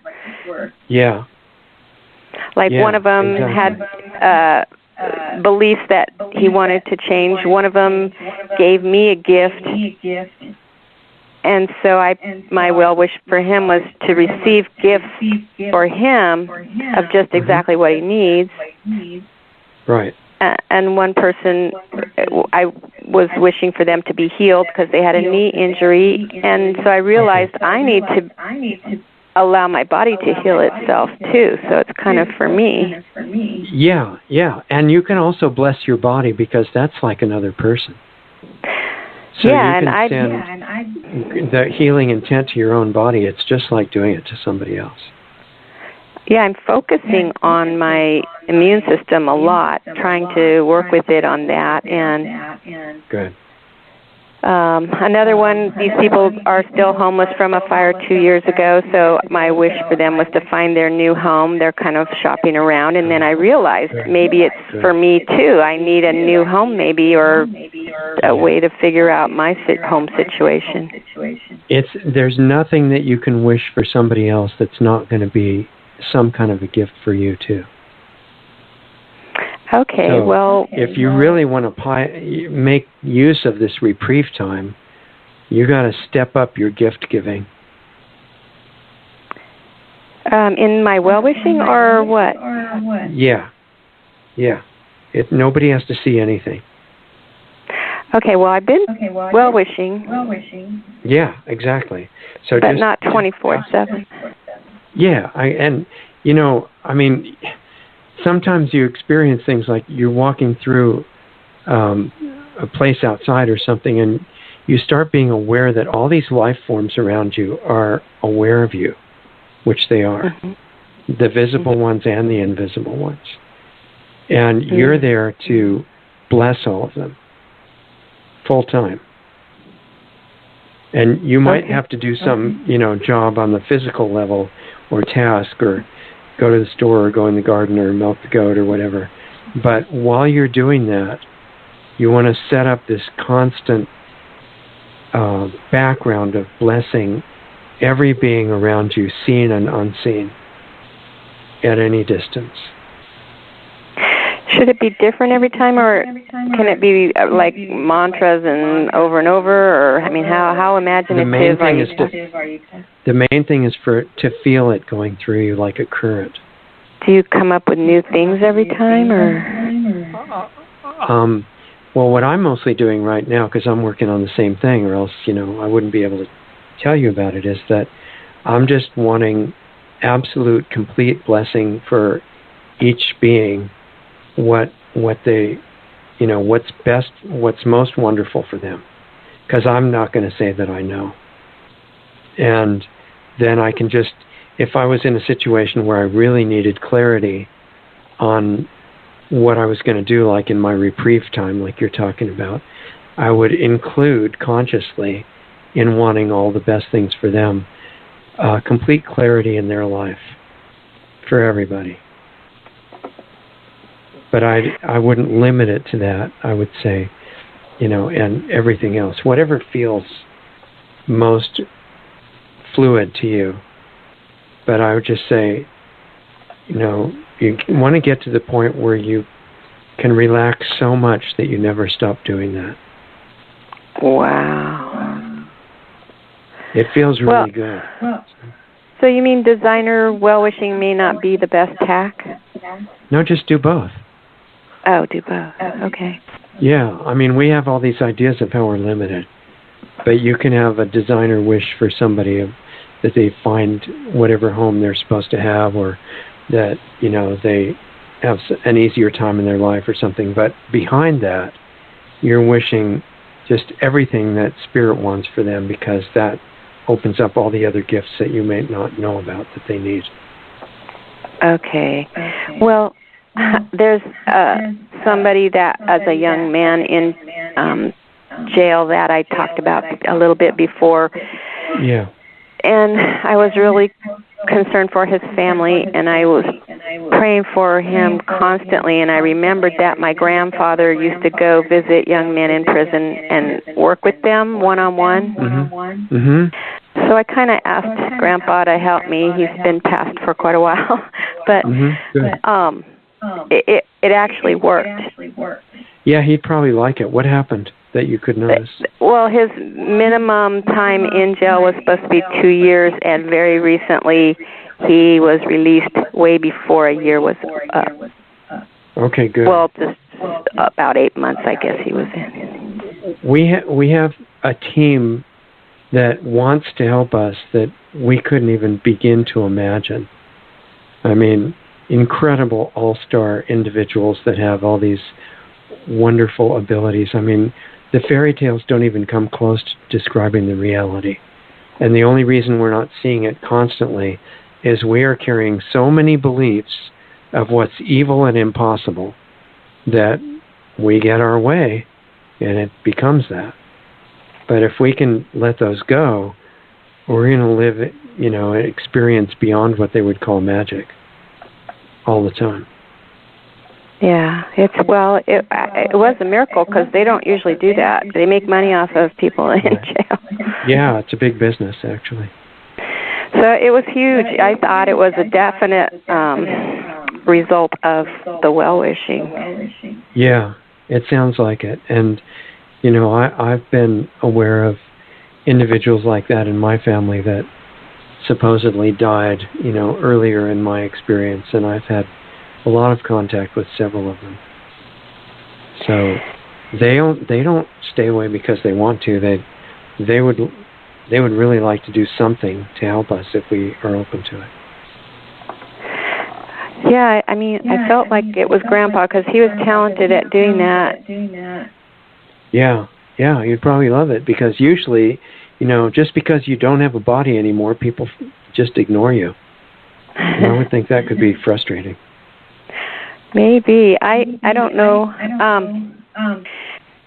I have a comment on the wind that you were talking about, on the fires. Oh, yeah.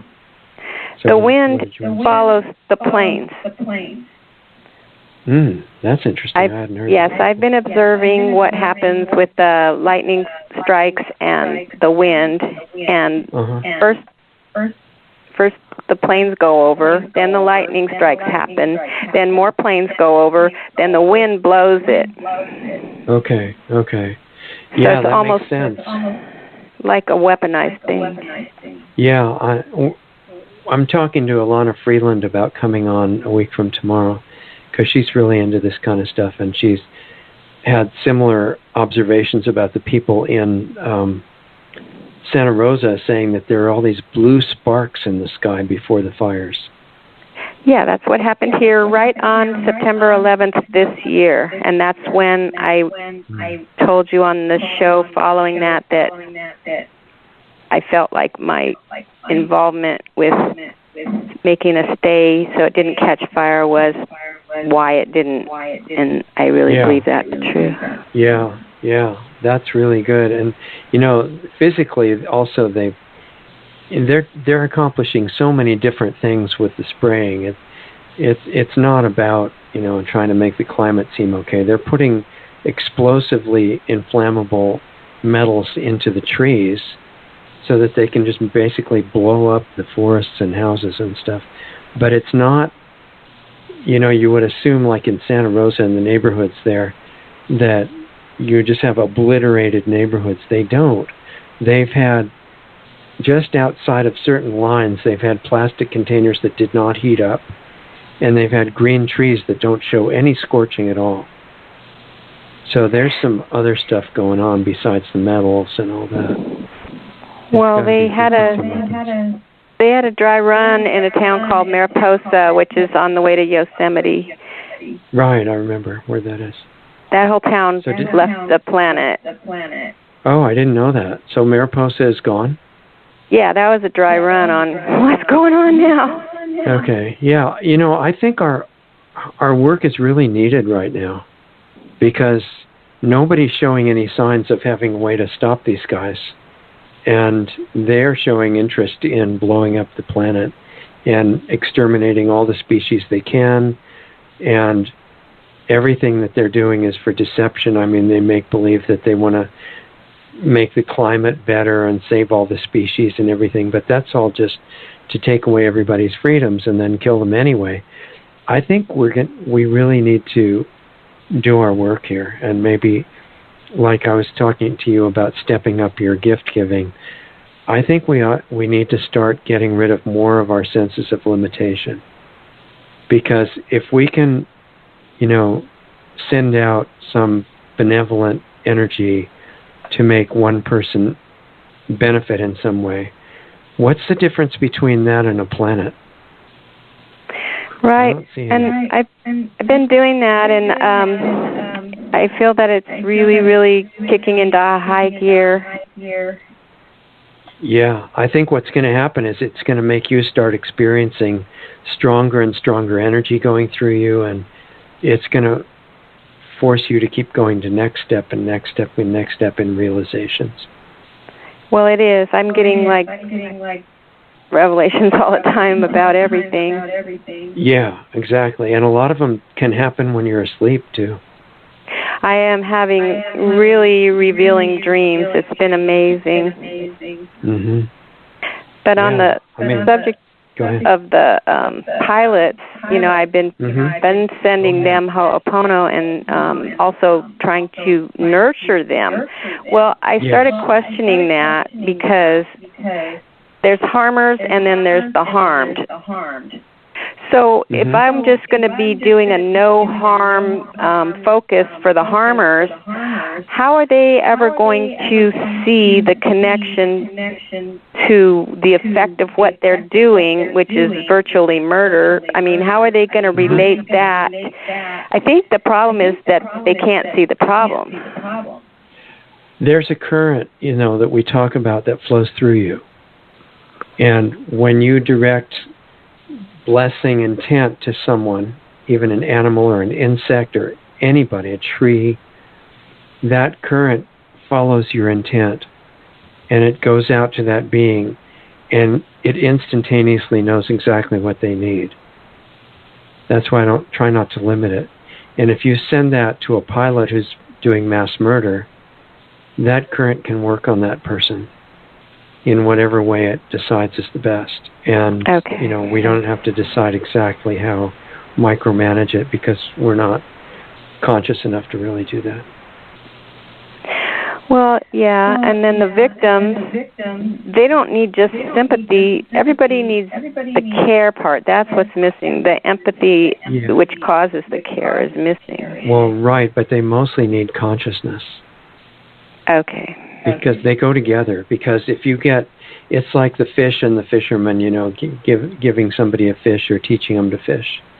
Oh. So the care is really good, but what you want is for them to wake up gradually enough for them to start caring about themselves, at which point they'll care about everybody else. All right, that makes sense. Then they start inviting the current in by themselves. So it's not a matter of them becoming dependent on what you're doing. All right. The current that's going through you out to them is like a catalyst. Because that current is in them too, or they wouldn't be there. Oh, okay. They just need to start feeling it and saying, what's going on? I don't feel like a very good mass murderer today. It's really weird. I'm starting to care about these people I'm killing. And it could progress from there. Well, the other thing is, like you said, people just aren't putting the dots together and seeing what's going on. And what struck me was they have the technology to ice nucleate. They could put out fires. Oh, There's That's just not what they want to do. No precipitation or condensation. I mean, it's just dry wind. Yeah. No, they're doing exactly what the plan calls for. So what I'm saying, it's not changing their intellect that is needed. You know, it appears that that's what's needed, that you got to convince, you know, tell everybody that this big problem is happening and convince them and convince the scientists and all this stuff. No, if you change the consciousness and let the current flow a bit stronger through them from you, then that's going to change the intellect. Okay. They can be completely defended against anything from another person on the outside, like on a level of verbal communication, things like that. But there's no way they can defend against what you're talking about. Oh, okay. Well, another thing is you had mentioned a few weeks ago about water, being like water and moving around the obstacles. Mm-hmm. So how does that relate to this scenario versus facing things head on? Which is the best? I mean, how do you relate? Facing things, you know, when you have to go out in your garden and pull up the weeds, that's your physical level activity. But while you're pulling up the weeds, you do what Bruce Lee said, and except on a higher level, and you're being like water, and you're open and you're blessing all the people around you and all the plants, even the weeds you're pulling out, every living form and the unseen ones. That's really what you're working at while you're pulling out the weeds. Okay, so if you become aware of something in your life that you need to go deal with right now and not procrastinate, that's just another job pulling out weeds. While you're doing that, unseen, you're being like water and letting the current flow through you and control everything. Okay. I've been working on ego a lot too. Trying to be a good parent to my mind, but it's getting difficult once in a while. The ego, I think it's like a hornet's nest. If it gets stirred up, like if I really concentrate on dropping ego, it doesn't like it. Right, because instead of dropping ego, you just move your attention off of it and let this current flow through you and live your life for you. That way you don't have to drop ego, the current takes care of it. And as a general rule, whatever you let that spirit do can happen smoothly. And when you try to do it, you can have, problems come up. Okay. So you want to stop doing anything. It's going to look like you're still acting because you still go to weed the garden or stay in your house or move houses or whatever you have to do.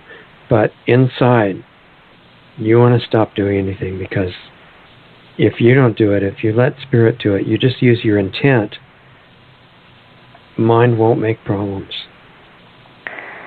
Okay, that's probably why I didn't have any problems. I just thought if I can shed it or ignore it or get rid of ego privately, that would affect all the other people publicly with their ego. Yeah, it will. It's just that you can't do it. But okay. Spirit can do it. So when you let spirit do that and you have your intent for spirit to come in and do the healing and get rid of the illusion of ego and things like that. But then you have that as your intent, but you let spirit actually do it. And then it does just what you said. It will affect everybody else. Okay. It's just you're not the one who's going to do it. You're going to have the intent and then allow it to be done. Okay. And just watch. And that way the effort's not there. Okay. Then I have another related question to that. Mm-hmm. Yeah. I've been having trouble with understanding imagination. I'm wondering if it's just ego in disguise. Am I self-deceiving myself when my imagination tries to make stuff up? Is it all illusions, delusions, suppositions? I don't really know how to handle imagination.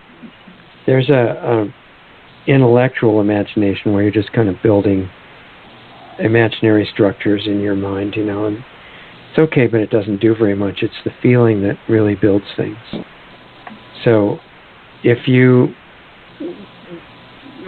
can you give me an example of something you would imagine that you're talking about, and we'll use that? Well, I just imagine that all of the, invisible people are, really helping me, and it makes me feel good. And then I start thinking that's just my imagination. I made it up, and then I start feeling bad again. So this is really subtle, because it's connected to what you were just talking about you doing things versus allowing them to be done. So if you want all these invisible friends to help everybody and have that be a really wonderful thing, there's a frequency that goes with that happening and what it would feel like. And that every frequency that you can imagine is already there. So if you want to play with that image, then instead of trying to make it up and construct it in the air, tune to the frequency of it that already exists. This is a really subtle difference, but it has a really different effect. Okay. So there's a frequency that goes with this beautiful picture that you want to imagine. But the frequency is not imaginary, it's real. And tuning to it means just let yourself feel what it feels like and let it flow through you. That's all you have to do. Well, it's nice until I talk myself out of it. Yeah, just that's programs. Just keep observing the programs and keep dropping them, and let mind know, that you're being really great. Why don't you help me with this instead? When you think they're your thoughts and your emotions that are bothering you, then you're trapped. If you realize they're just projections of the mind, then you're fine. So it may not be me, the real me, that's making this stuff up. It may be actually programs that mind is making up. Pretty much anything that upsets you is coming from programs, because you're pure spirit. How can you be upset? Okay. And I know a lot of people would really object to that and say, oh, you're getting people out of touch with how they feel. And not really. I'm showing them a different level. Anything that's upset is coming from a series of programs. And if you talk to the person that's playing the programs, which is mind, and say, wow, that was amazing. I really thought that was me. And then say, how about we do this over here? And kids have a short attention span, and you may have to do this all the time. Well, I've been doing that, but it feels like when I do that, the mind isn't really that interested in my suggestions. Okay, so you gotta penetrate more into the mind psychology.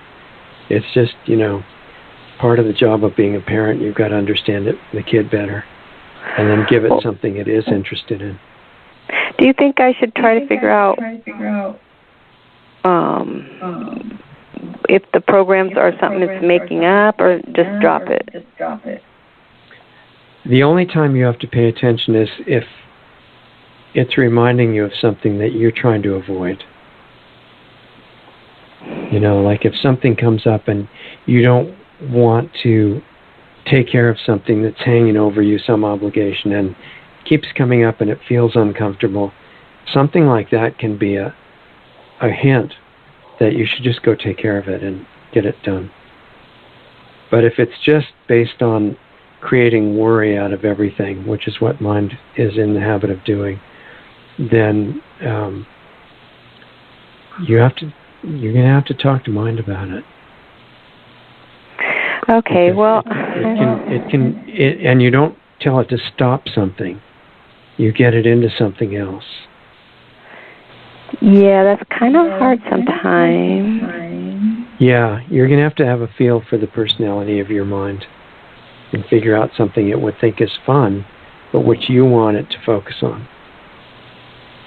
Well, I was talking to mind about saviorism, like, am I going to save myself, or is it just that there's guides guiding me?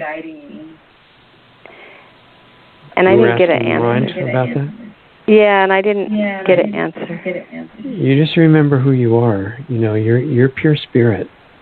You're fine. The only thing that creates a problem is when we lose touch with that.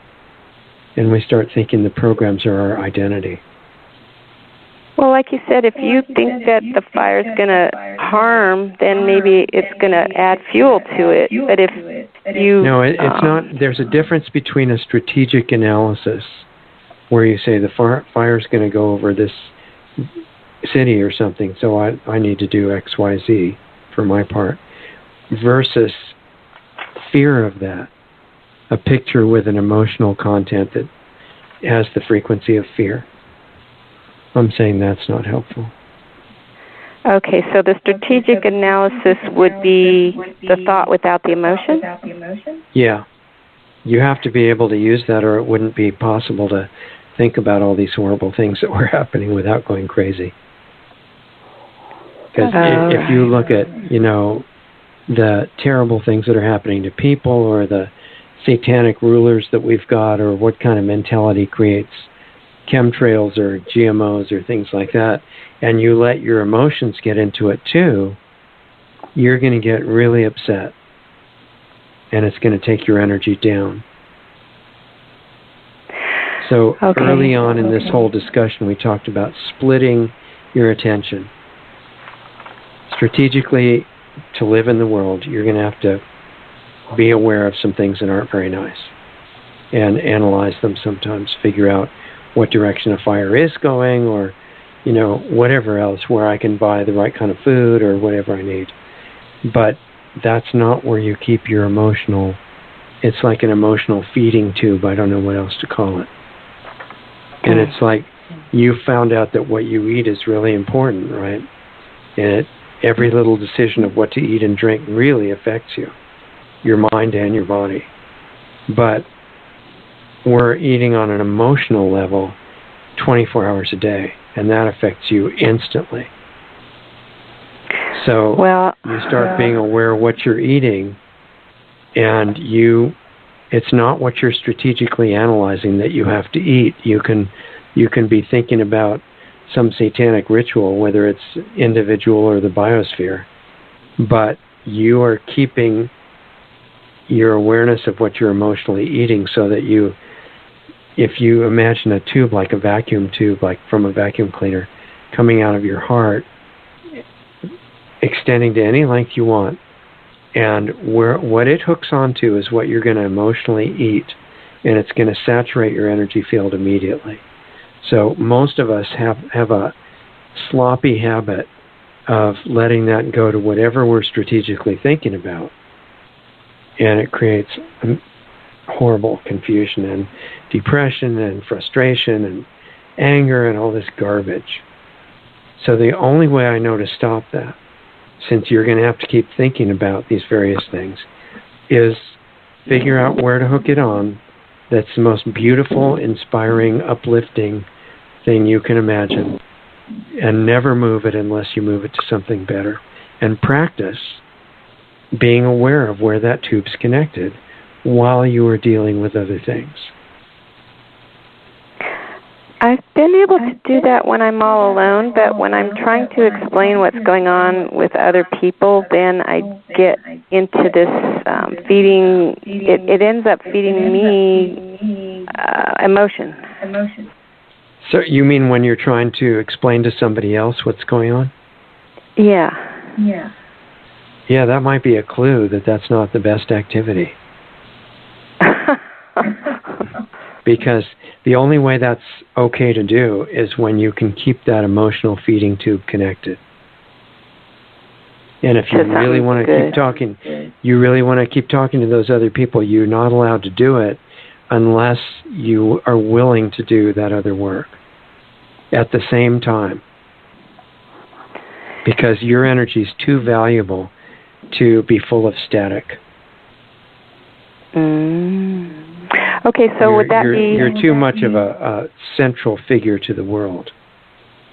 You've got to treat yourself like some very valuable jewel or something. I mean, not sloppy. Okay, so only if I feel the solutions should I talk about the problem? No, you got to leave your emotional connection solidly hooked onto, locked onto that beautiful input of energy, and it can't move. Then as long as you will hold that, you can say what you want. Okay. Well, I mean, I can imagine it to wake up a different thing. I can imagine the energy to be sparkling or a certain color or something, but is that what you mean? The way to judge it is how it makes you feel. Well, do I make stuff up like that it sparkles or it's colorful, or is that just silly? No, that's not silly. Anything that creates a certain feeling that is uplifting and inspiring and beautiful, you can do that if it creates that feeling. If it's just a picture with no feeling, then it doesn't do anything. So it's all judged by how it makes you feel. And you have to keep that while you're interacting with other people. Well, I was trying to just imagine a serene scene, but that seemed more like escapism than really addressing the real solutions to healing. Yeah, I'd say this is going to force you to, by trial and error, to learn to tune into a quality of energy. It may not be a physical picture even, but it's going to be a current of life energy that when you tune to it, you're going to start feeling it. And it's a very high energy. It's like euphoric energy.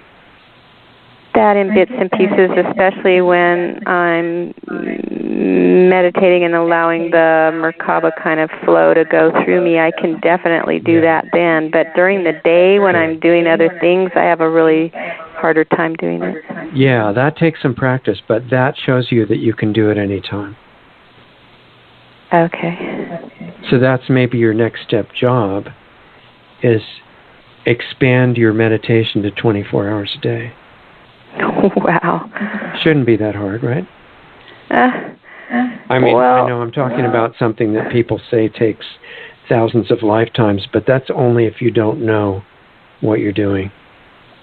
There's no reason it should take, an incredible long time. And just the effort and remembering that that's your job right now, that remembering to that degree is a huge boost. So don't worry about whatever time it takes to perfect it.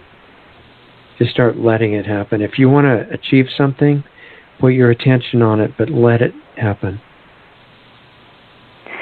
Just have a clear picture of the goal. If it makes me tired, I'm probably doing it wrong, right? Yeah, you're doing it by force instead of letting it happen. Okay. All right. Well, that sounds like good homework. Yeah, I mean, it's a really subtle point, but I wish I could explain it better. But there's just, I really have to look for some better words, but it's the difference between doing something with our usual forceful attitude, even something good, versus putting your intent on it. Like, when you're going to take a step with your left foot on the floor, you don't figure out how to move each muscle. You just say, there's where I want my foot. And then you let it happen. Okay, well, I think... kind of like that. There's no stress and it doesn't wipe you out. I think mine gets jealous and causes it to get booby trap it, because I can't seem to be able to do it as much when I'm trying to do other things at the same time without mine jumping in and making up weird things. Maybe the person that maybe you're being told the main person that you're supposed to be blessing right now. By mind? Yes. Oh. You overwhelm your mind with love, I don't think it's going to cause you any trouble. Okay, I will practice that. Yeah, just see what you can do with that. Then you don't have to figure out a strategy, you just flood it. Okay. And you have to do it really, and to see if you're really doing it, watch how mind's reacting. Well, maybe mine's just trying to get me to do it right, and I haven't been doing it right. Yeah, but it doesn't know what what advice to give. It's just the fact that it's giving trouble is going to force you to do this with your mind. Just forget the strategies, just flood it with love 24 hours a day and watch what happens. Flood it with love for whoever I'm blessing? No, for mind. Flood mind with love? Yeah. Instead of other people? Well, you can do both as soon as you can, but I'd say give it a priority right now that you better make mind at the top of the list of people. Oh, it is jealous. Yes, it is, and maybe it's got reason to be. I think that's the person you've been ignoring. I'll do this with you, but the people I'm blessing are out there. And mind is bringing to your attention that, what about me? Okay. I'll try it. I'm your kid, and all you want to do is bless other people? All right. That's a very good, I don't know if I'd have thought of that by myself, so thank you for that input. I think that might be a really major key. I thought it was kind of funny a minute ago. I was thinking, the monitors of our show, that want to make sure that, we don't do anything too valuable. They must be thinking, this is really weird. I mean, the average person would never follow this kind of discussion. These people are crazy. But it's not really crazy. It's been fun. I mean, the dream revelations have been amazing. Like, in one of them, I got to use the fail-safe, and it worked. And actually, it still was. I still was being attacked, and then I disappeared. That was the fail-safe disappeared me like the invisible ring. It was weird. Yeah, you're going to get well taken care of. But I would say what you've just pointed out is your clue. Your kid is saying you've been practicing pouring out love to all these other beings and people, and it works. But you're leaving your own kid in the street. Yeah. Wow. Now you're going to find out what you've learned, because if you've really gotten to tune into sending love energy to a target, you have your target, and this is the thing that you need to do. Well, maybe I just wasn't ready, and now I am for this next step. That's right. It's probably going to be the hardest one for me, because that's probably one of my weakest points. The way to do it is don't listen to the program that says it's hard. Oh. That's a program too. That's going to be fine. Okay. I will do that. Yeah, it's going to be fun to see what happens.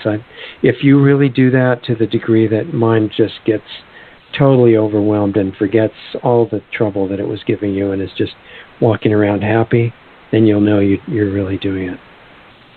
Okay. I will let you know how it goes. Yeah. It's going to be fun to see. All right. Thank you. Okay. I'll talk to you tomorrow. Okay, bye. Okay, you guys, anybody that still survived that very unusual conversation and is listening to us, and both of our remaining listeners, I'll tell you, that's a joke. We have a lot more than two. The Sunday show, which is tomorrow actually, amazingly enough, is a guest that I wanted to get back on who was on a year ago named Travis Middleton. And remember, the Sunday show is the guest show where we talk about various educational topics, not as far outside the box as the Saturday show, but very educational, and I feel really privileged to be in the middle of it, listening to all these amazing people doing great work of various kinds. Travis has been a legal researcher for a long time, and if you don't remember who he is, when they passed that bill, what was it, SB 277 or something in California, that said, it would be really good to inject all the kids with whatever government-approved poison they should have, or else, if they don't do it, let's just make them not able to go to school, even though that's unconstitutional by the California Constitution. It's against Nuremberg. It's against informed consent and all that. They said, well, this would really be a good idea. So Governor Brown has shown himself to be maliciously insane in the stuff that he's doing lately. Passing a new law that it's a minor misdemeanor to knowingly infect a whole blood bank with AIDS blood and stuff. This is the kind of person that these people actually got as governor. It's just totally amazing. But Travis said, well, this law that says they have to inject poison into all the kids, this is not a very good idea, and it's not ethical, constitutional, etc. He didn't sit around saying this is terrible. He filed lawsuits against many of the people in the legislature of California. It's still going on. Of course, they don't want to give in to that or let him win, but that's been a while, and he's still fighting it, and we're going to find out what the status is tomorrow when we get him on. And he also is teaching people in general how to use law to protect themselves from attack from government, corporations, other individuals, stuff like that. And he's really helped a lot of people to do some good things and get out of hard situations. And I think the bottom line, so I really invite you to listen to him tomorrow if you can, or the archive if you can't get on when we're broadcasting at 6 o'clock Pacific. If you're in another part of the world, it might not be, feasible, but listen to the archive if you're interested, which is always free at lostartsradio.com. And I would say, as the kind of a bottom line summary of this thing of using the law, well, yeah, what people like Travis expose is that there's this massive corruption in the law, like there is in just about everything. And it's very complex. And they use what's called words of art, which means regular English words that they use and that you think you know what they mean, but actually they mean something completely different. And they have learned to take unfair advantage of the public that way. And there's a kind of a guild or a cartel of judges and attorneys that are more or less aware of the whole scam, and the ones at higher levels are using this consciously. So it's really good that people like Travis and Al Whitney and others are exposing it. But remember that the malicious force behind it is probably not going to say, well, too bad, you guys win, you figured out our scam, and, we'll be nice now. They're not like that.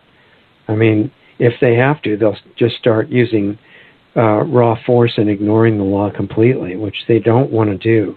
They want to keep up the facade of having, serving the people's will as long as possible. And then when it's no longer possible to do that, they'll be willing to unveil themselves and just use raw force.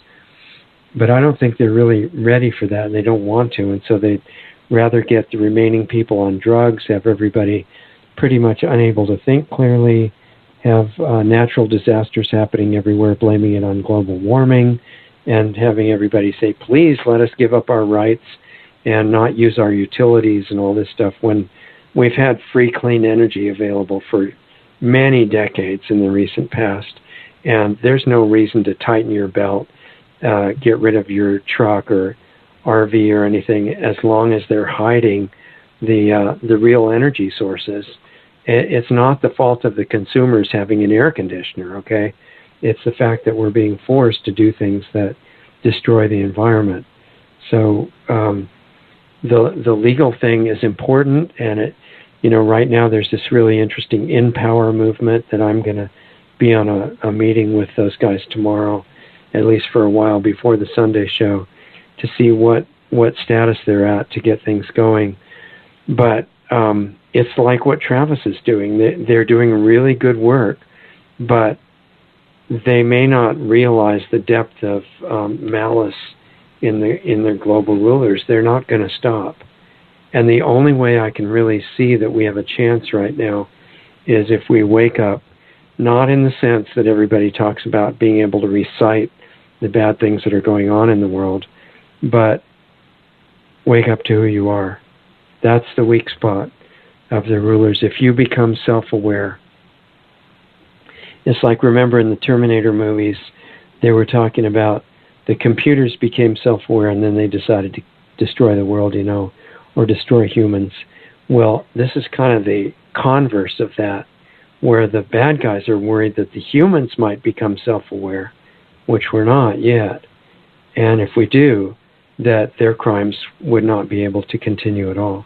So I think that's where our priority needs to stay, and at the same time become aware of options in law so that if you're attacked and you need to use them, you know how to do it. And that could buy us some time. And then we'll use the time to do our real work, which is becoming self-aware in the real sense. Getting back in tune with the energy that's kept us alive from the beginning, the source of consciousness and love that we came from, and letting that flow through us and live our lives instead of our own, limited ego personality level. Nobody will know it except you when you start doing that, but the effect on other people, we've already seen just from the beginning efforts of people trying to do that, is that family members change, people at work change, neighbors like Dee's neighbor who was spraying Roundup change. These are people that you may never even get to talk to. And because of what you're doing internally, their activities radically change for the better. When you experience this, it's really pretty intense. I mean, but mainly it's a clue. Because if you can do something different internally that changes a neighbor or changes your husband or wife or your friend or something like that, why would you be limited to that scale? When you realize the significance of seeing somebody else's behavior actually change because of what you're doing internally, then that should jar something inside you that just assumes that certain things are not possible, and say, well, what if that's not true? What if the force coming through us, coming from our origin, where we were starting out before we were here, what if that was allowed to flow through us freely to the point where we just let our lives be lived by that consciousness? What would that do? I think that's the Achilles heel of the negative plans to destroy the biosphere, the whole, kill the world ploy, as Clouseau would have said, that there's a weak spot in that, just like the Death Star had a weak spot. And the hero of the movie, which is every single one of us, is walking around thinking that he or she is helpless and, not very intelligent, can't do anything, intrinsically bad, which definitely will keep you limited. And, just a very pathetic, weak type of individual. And it's like the old children's fables of the lion, getting convinced that it was a mouse or a lamb or something like that, not a lion, and it's actually a lion. And it had the ability to do what it wanted in its life all the time, but it was thinking that it was some other kind of animal and not capable of doing anything. So I think that's our option that could get this thing turned around even now. And I think when that develops fully, or even to a very high degree, we have, this reminds me of my conversation with Ken Rolla, and I promise I'll be quiet in a minute. We're almost out of time anyway. But Ken Rolla has been on the show. It's worth it to listen to the archives when he was on radio.com, and he was talking about technologies that he invents that can do some amazing things for cleaning up environmental issues and protecting people from psychic attacks and mind intrusions and frequency assaults and things like that. But in that show, the last time we talked, he agreed with me, and he said, yeah, well, none of these can do anything like the human organism. It's just that we're not conscious of it yet. But we have the ability to do infinitely more than any synthetic technology. And without exception, we have abilities far beyond that need to be remembered. So I would say this work that you're doing is not a small deal. And don't let your program in your mind tell you that. It's a vast potential. And it doesn't have to take a long time. That's a preconceived program. That's not necessarily true. Time is very flexible. So I encourage you to, whatever stage you're at in doing that work, fear is not a necessary condition. If you have somebody that you're really upset with, give yourself a gift by flooding them with love. Unconditional love that is so far beyond justice, it leaves it behind in the distance. Justice is garbage. Unconditional love is healing. So if somebody's done something to you, then it's a wonderful opportunity, because you get this rare chance to just flood them with wishes for everything good for their life, with no conditions, nothing that you want back, just because you want good for them.